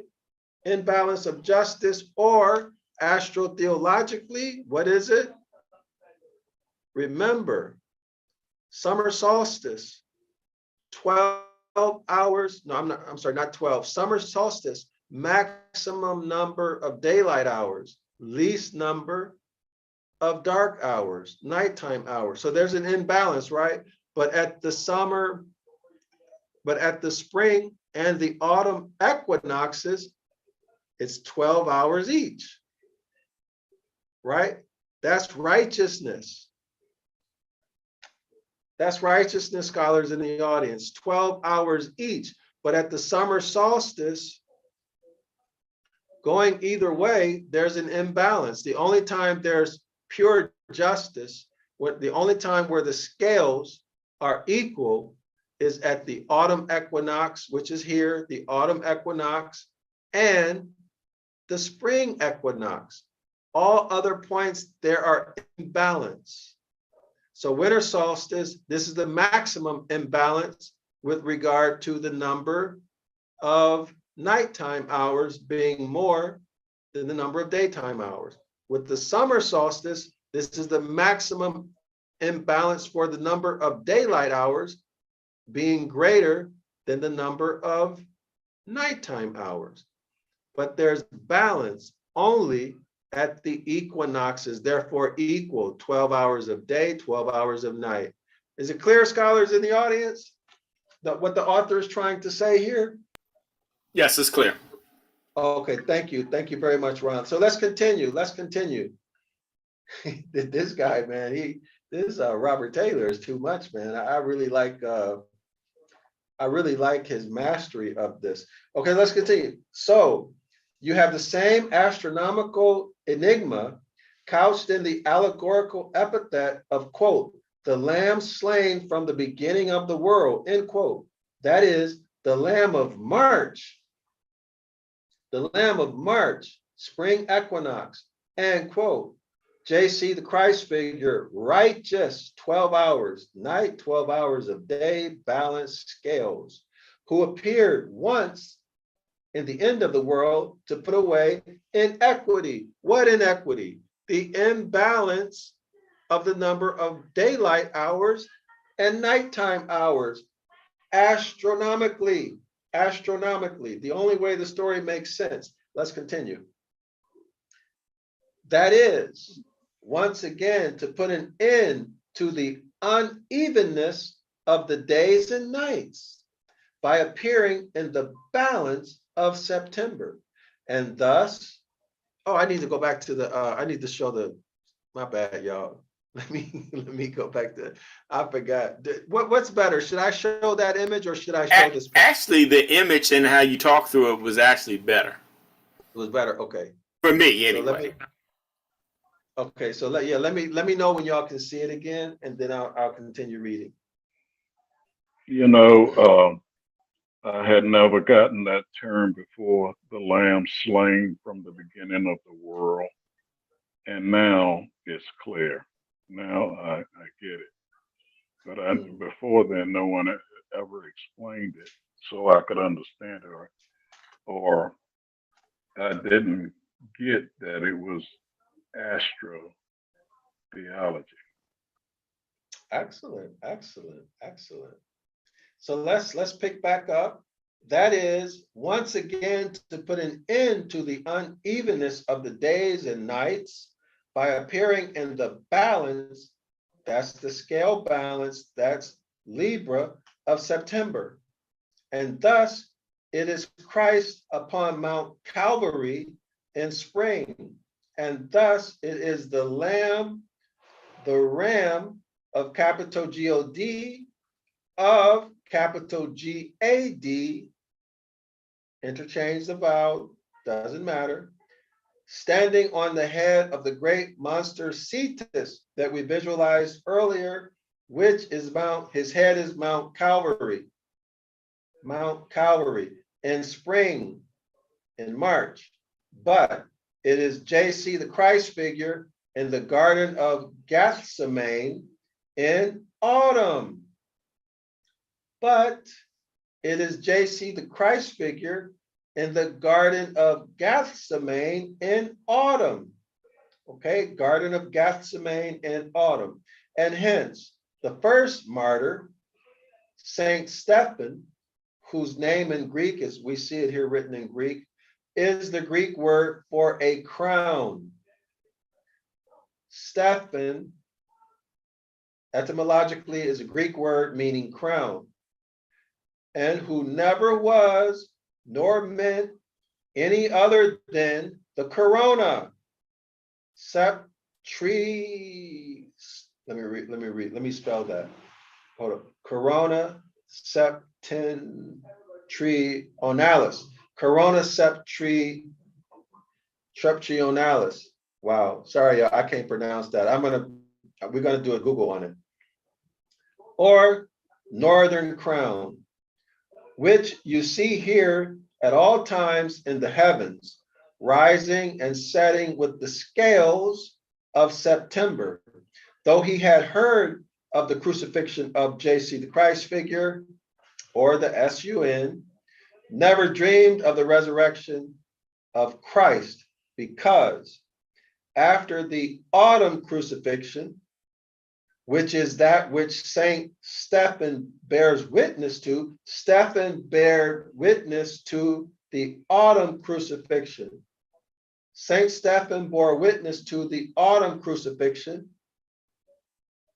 The sun, SUN, does not rise again in autumn, but goes to hell and Tommy, right, scholars? From the summer solstice, remember the zenith, the sun only goes lower and lower. It declines in the celestial sky until finally it reaches its lowest point in winter. So the sun is declining. This is hell. But Lewis, have you ever heard of Tommy and hell? I've never heard the term Tommy before. No, I have not. Is that referring to the Apostle Thomas?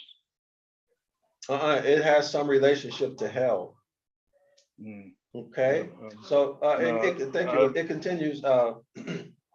He continues. Let me start again. Though he had heard of the crucifixion of Christ. This is Stephen, Saint Stephen.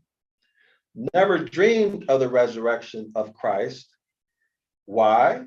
Because after the autumn crucifixion of Christ, which is that which Saint Stephen bears witness to, the sun, S-U-N, does not rise again, but goes to hell.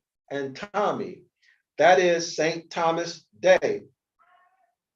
Okay, goes to hell. So St. Thomas Day is somewhere in here. I think we looked at this before, right, scholars? Well, it does refer to St. Thomas then. Thomas the Apostle. Oh yeah, Doubting Thomas, we did do that. We did do that. Yeah. That's right. Okay, so Okay. thank you, Lewis. Okay, so to hell and St. Thomas Day, the shortest day in the year. Oh, so St. Thomas Day is the shortest day of the year. So that's going to be what, maybe December 21st, 22nd, somewhere in there between. Okay, so that makes perfect sense astronomically, right?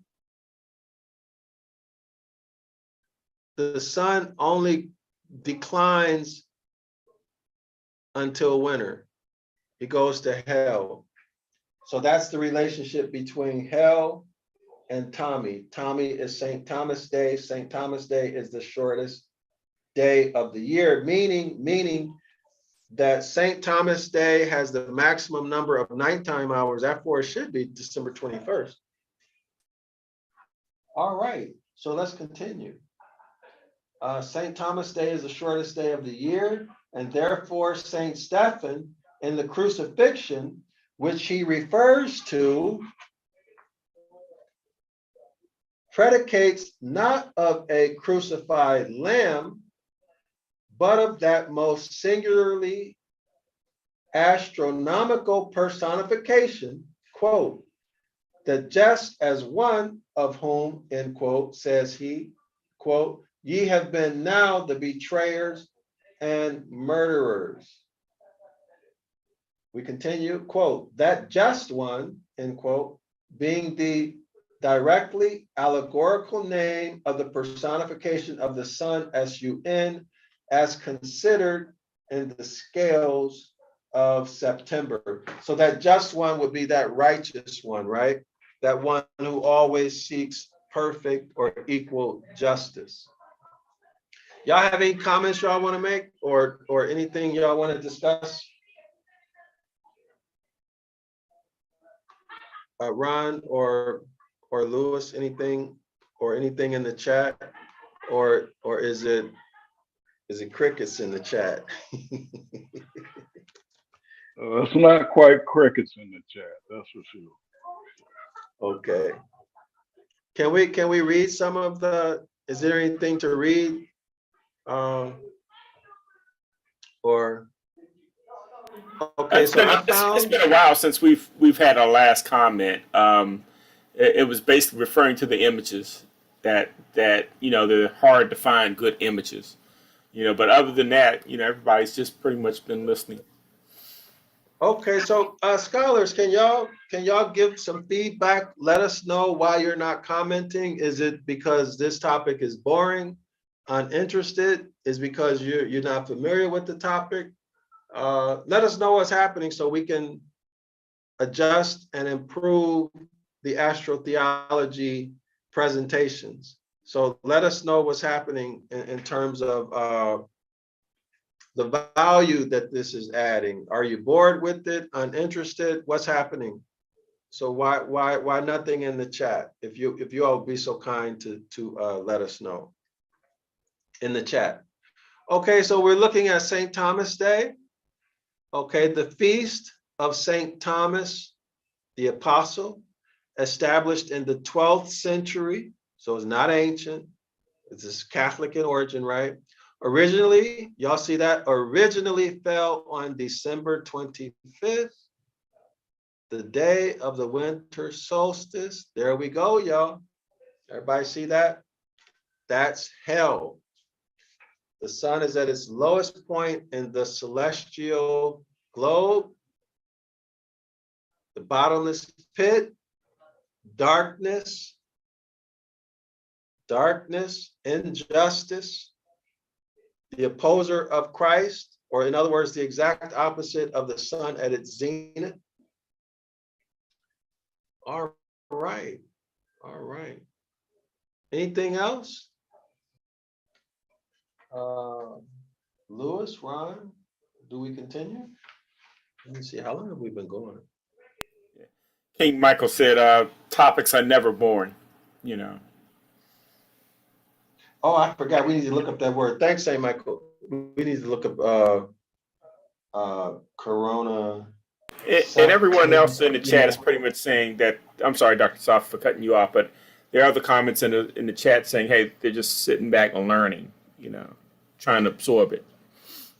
Oh, okay, excellent, excellent.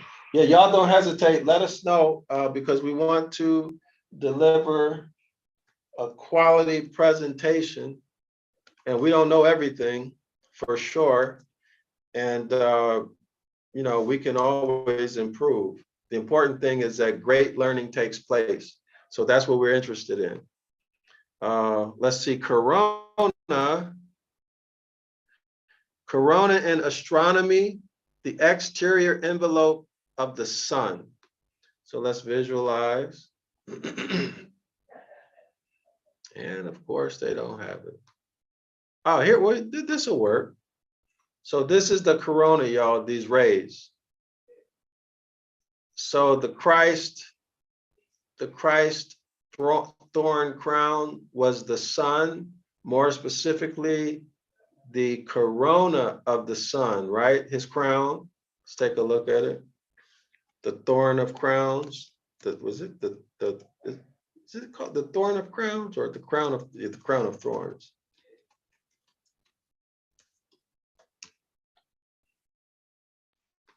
Crown of thorns. Everybody see that? Can you imagine these? That's the corona of the sun. Everybody see it? That's the relationship where the Christ figure had on the crown of thorns. It was really the corona of the sun. Okay, so let's go back. It's really the corona of the sun. Okay. Let's see what else we see. Oh, so we need that other word, the septentrionalis, whatever that is. I think that's September. Oh, here we are.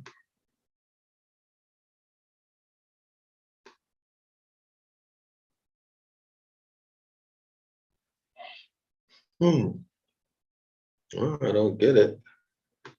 Let's see. Astronomical illusions. Okay.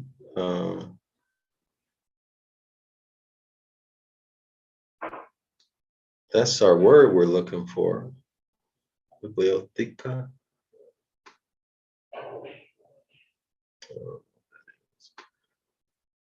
All right, we'll give it just a few more attempts to find it.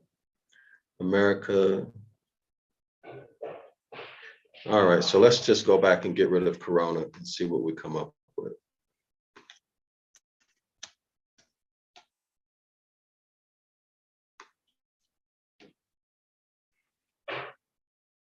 All right, so let me see how this word is pronounced. Septentrional. Septentrional. I would have never got that. All right. Northern. Okay, so definition of septentrional. Northern. Northern. Okay, did you know, look to the northern night skies from the origin of the septentrional? Okay, because of the reliable northern presence of these stars,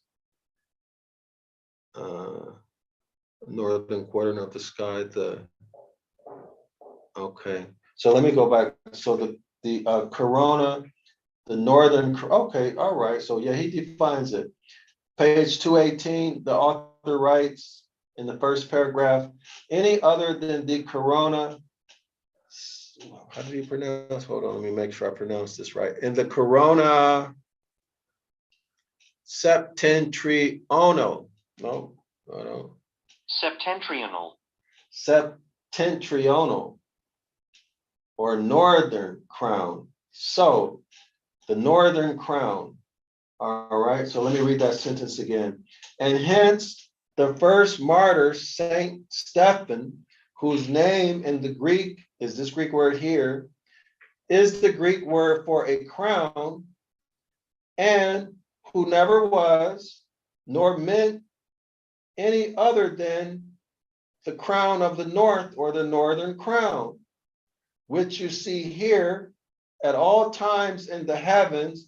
That would be what? The northern, maybe the northern lights, the northern stars. Let's see what let's go back to this meaning here. All right, so look to the northern night sky for the origin of the septentrional. So yes, the northern part of the sky. All right. Because of the reliable northerly presence of these stars, septentriones was extended to mean northern quarter of the sky. So we know that we're talking about the northern crown, right? Or simply the north. All right. Okay, so that's what the author is talking about. So our orientation is the northern crown or northern part of the celestial globe.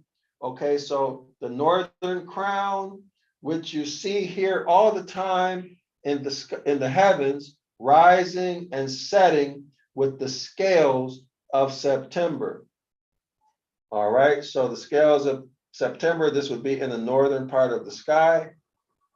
All right, and then he goes into the crucifixion story again. Y'all want to continue or stop? I think we've been going for 2 hours. What y'all want to do? Lewis? I have to stop. You have to stop. Okay. I have to stop. Okay. Yeah. Same here, Okay. Dr. Yusafa. Okay. Well, y'all, thanks for joining in, and I hope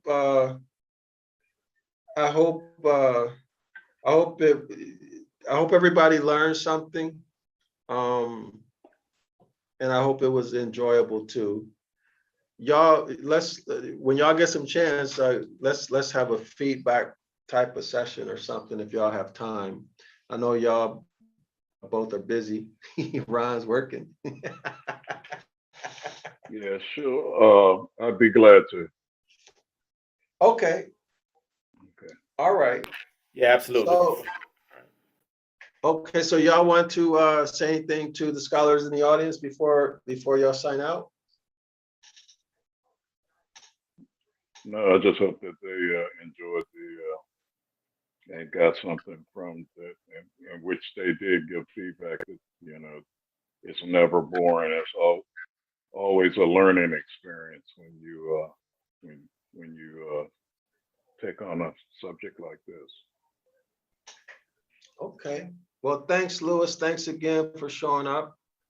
Appreciate Shalom. it. Shalom. Shalom. Shalom. Thanks, Ron. All right. So, scholars. Let me see who's still with us. Give me 1 second. Let's see what's happening. Let me check the chat. Are we still live? Are we still live? Darrell-El says, I gotta listen again. Let's see, Terrence, Jerice says, Corona, wow. It looked like the virus. King Michael says, Corona also means crown. Appalachian Joel says, greeting, got here late. Jerice writes, I gotta listen again. King Michael says, until tomorrow, peace and love. Shalom, King Michael. Let's see, what else do we have?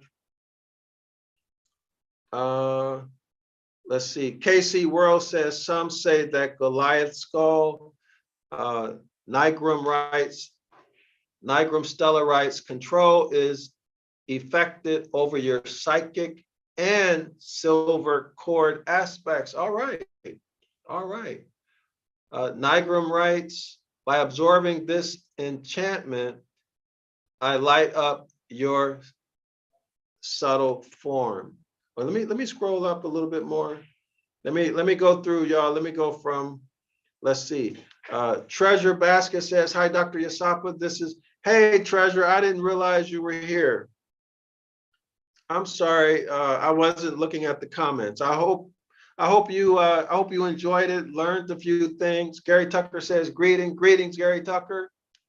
Shalom Islam. Gary Tucker continues. So then, JC and the devil are one. That is correct. Astrotheologically. King Michael says, presente. Shalom, welcome. King Michael says, that was the George Floyd representative. Okay, so we already read through these. Let's see. Let's continue to some that were not read. Some of these I recognize. Okay, Jerice says, just got home from work. Ron says, Shalom, Jerice.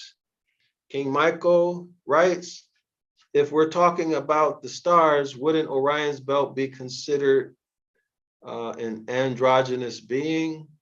We went through that. Yashe writes, are you using NASA globe chart? So no, Yashe, we didn't use it. I'm not familiar with it. I've seen it used before, but I don't know how to use it. What happened to the flat earth in Genesis? I don't know. Let's see. King Michael writes, wow, I'm really teaching you guys something new. That is correct. KC World writes, I see it. KC World writes, on live. All right, so let's see. I am a believer writes, hi, the true names of the Holy Trinity are, okay, so we see these two names. Thank you for that. And,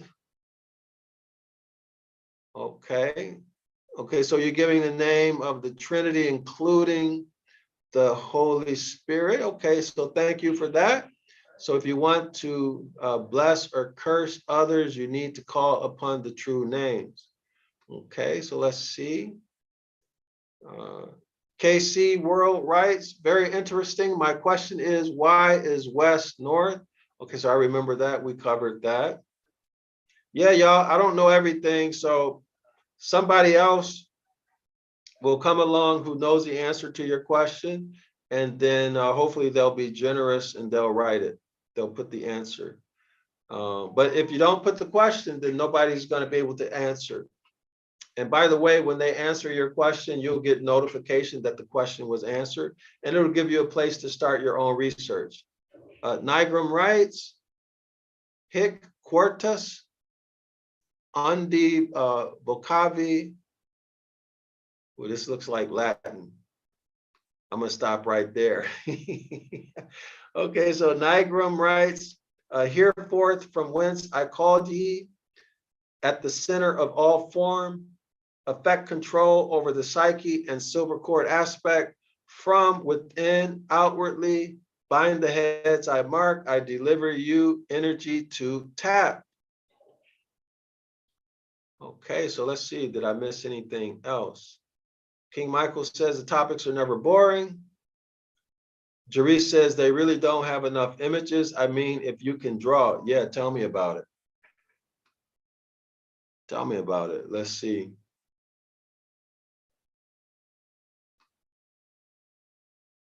But they probably have books you can get, but the books probably cost an arm and a leg. Let's see. Let's see. King Michael says, which means there's two crosses. All right, y'all. All right. Okay, so scholars, thanks for hanging in there. If you haven't liked the video, please like it. Also, please share it. Help in the work that I'm doing.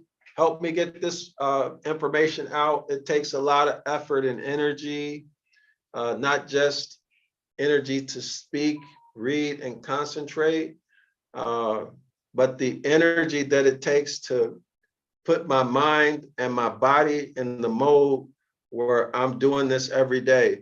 So help me out if you're learning, simply by subscribing, sharing the video, liking the video, so that I can get something in return for the hard work that's leading me toward the goal of reaching our people with this information, okay? So please do that. And then, by the way, that puts the law of compensation squarely to work for you, right? It puts the law of compensation to work for you instead of against you, right? Because when you get, you have to give an equal or greater amount, just like in nature. You plant one seed, you plant one tomato seed, you get a tomato bush, and that's going to have how many tomatoes with how many thousands of seeds that you're going to get from that one plant, right?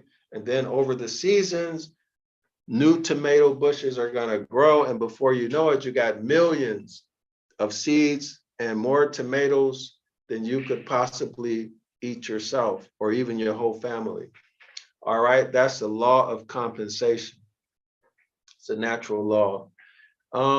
So yeah, give me some feedback. Let me know what we can do to improve. Part of the feedback was get better images. So that's, yeah, I agree with that. We need better images. But y'all remember that these books, if I have to buy books, the books cost money. So y'all can support by buying Zion Law School books. You'll see also enrolling in the 506 Curses course, but you can come to that for free. You don't have to pay anything, but make sure you read the course description. You get 2 free classes. That's Saturday at 10 a.m. You can come for free and learn. I mean, you're going to learn a lot too. You can subscribe to 101 Ancient Ivory App, our streaming course that will teach you the skills that you see me demonstrating. It's going to teach you etymology, linguistics, parts of speech, and all of this stuff using our language, which is Ivory App. As a matter of fact, let me show it. So if y'all can afford it, and it's in your heart to do so because you're learning, we're making a difference with the presentations and the videos on Zion Law School YouTube. If we're making a difference in your life, consider supporting by subscribing to 101 Ancient Ivory App. We're basically giving it away for free. Come to our Saturday class, 10 a.m. Eastern Standard Time. You're going to learn a tremendous amount. I can guarantee you that. And you don't have to pay for it. You can come twice. And I'm going to show you all the links. All right. So here's the link. This is in the description area. You see Get Educated, right? This is the description area of our videos. 101 Ancient Ivory App. Just click on this link right here. For the Saturday class, this is 506, the Curses course, where we break down every word in Deuteronomy chapter 28, verse 15 through 29. We break it down etymologically, grammatically, and morphologically. I know that sounds like a mouthful, but come to class and you're going to see and you're going to learn some really, really great, amazing stuff that will change your life for the positive. You're not going to see me doing it only, but you're going to see the scholars, the Zion Law School scholars, people just like you doing it. They started right where you're at, and now they're doing it, okay? So you can support us by subscribing, enrolling, and then also ordering our books. We have a recommended Ivory App book list. and links are provided for all of the books that I wrote. Well, not all of them, but the ones we were able to put here, there's 7. And this Animals in the Bible book, y'all, this is a beautiful book. Actually, I need to start promoting this book. This is a full color book. It has the animals in the Bible and it's full color. And it has the Ibriath names. And look how inexpensive it is. This is a full color book for $9.99, right? Amazon gets paid. Their partners get paid. So we literally make almost nothing on this book because of the production costs and all the other costs. But I wanted to make this available for almost free so that our seed, our babies can learn the Ibriath names of the animals. This is a beautiful glossy color book, really, really beautiful. Anyway, so consider donating. You can do it by a one-time donation on our PayPal, which is the link is in the description, or you can do a recurring type of donation through our PayPal. I'll have WhatsApp back up at some point, but right now WhatsApp is not functional for us right now. So let me show you where our PayPal is. So yeah, any support y'all want to give would be appreciated. And also, I'm putting some together. Oh, I don't see our PayPal. I got to add our PayPal. So I'll put the PayPal in here, y'all. I'll put the PayPal in here. But anyway, this is the big thing I want to do. There's a lot of books that I'm writing, but the really big project that I want to do is the Torah and Ibriath with the English translation and parts of speech for each word. So if y'all want to support me in that work, I would appreciate it. It's going to be a GoFundMe up. Let me show y'all some of the books. So I'll show y'all some of the books that I've written. But if you're going to buy our books, remember, buy them on zionlawschool.org. But the only one to buy on Amazon is 911 Ibriath Rescue, the international edition. Order this one on Amazon. And I have about 100 of these left that I would like to sell and put another product out. Okay. Ancient Ibriath, 911 Ibriath Rescue International Edition. Order this one on Amazon. I got 100 of them, about 100 of them. And I want to sell them and then do something else with this book. So I want to move them out. If y'all can support, buy 10 copies, buy multiple copies for your friends and family and give them away. Let me show y'all some of the books so you can see some of my work. I'm going to go to, if I can find me on Amazon, I'll take you to the author page. Oh, I know, wait a minute. Let me show you the author page. Let's see, Zion Law School author page. So y'all can see the books that I've written. Ouch. These are our Zion Law School books. You can see them. So y'all can order these books if y'all want to support me in Zion Law School. You don't have to give a donation, but these are some of the books that I've written. Let me see, why is this not on my books there? Where are my books? Let me see. Maybe this is the wrong author page. Oh, that looks right. Why all the books are not there? Anyway, y'all see what I'm saying. If y'all want to support me, support Zion Law School and the work that we do, you can see all the books, but I ask again, buy our books on zionlawschool.org. And the only one to buy on Amazon is 911 Ibriath Rescue International Edition. So let's see if I can get the author page. No, I don't know why I have so much trouble on Amazon. Let me do it again.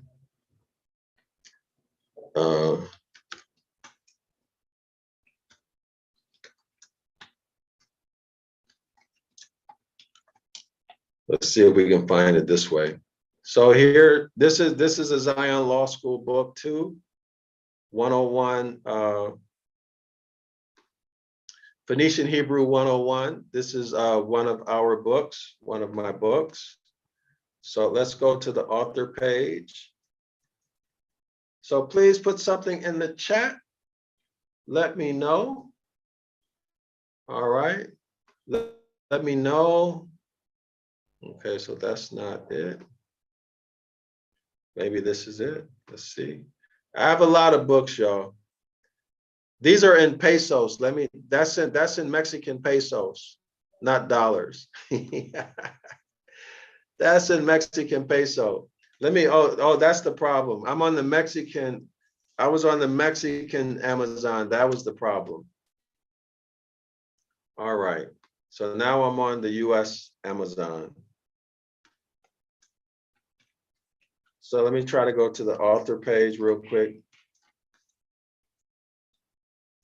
And then we get started. Well, no, not get started, but y'all know what I'm saying. All right. So let's go to the author page. Is this it? Yeah. So I don't know how to maneuver through here. So let's see. Oh, here we are. So you can see some of our books, right? We have more, but just for now, if you go to zionlawschool.org, you can see more. So here's our website, Zion Law School. Go to products, and then you'll see our books. But the only classes we're offering right now, the only live class we're offering right now is 506 The Curses. And the link for that book is in, the link for that course is in the description area of the videos, okay? So you'll see our products here, but these levels, the gold, bronze, etc., we're not offering those right now. Okay, so the links in the chat are the courses that we're offering right now, but you can see our products here on the products page, all right? Okay, but everybody, every more should subscribe to 101 Ancient Ibriath, okay? It's only $10. All right, so I'm tired, y'all. I'm gonna go. I'm hungry. I'm tired. I'm thirsty. Thanks for spending your evening with us. Much appreciated. And I will see y'all tomorrow. Here's the schedule. All times are Eastern Standard Time. All times are Eastern Standard Time. So Monday, 9 p.m., Tuesday, 10 p.m., Wednesday, 10 p.m., Thursday, 10 p.m., Friday, 9 p.m., Saturday, 8 p.m., Sunday, 2 p.m., all Eastern Standard Time. So we'll be back tomorrow, which is Sunday, at 2 p.m. Eastern Standard Time. Shalawama, thanks for spending your time with us. Those of you who are new, welcome. Appreciate you being with us. Those of you who were active, who commented, I want to say a special thank you to you, not only for myself, but for the people who will watch this video in the future. Okay, I want to say thank you on their behalf because your comments really do matter, especially when you put comments that are meaningful, And when you answer questions, it makes the video much, much better, much better. All right, so that said, Shalawama, I will see everybody tomorrow, Sunday, 2 p.m. Eastern Time. Make sure you like, share the video, and tell somebody else to come and watch the presentation also. All right, so see y'all.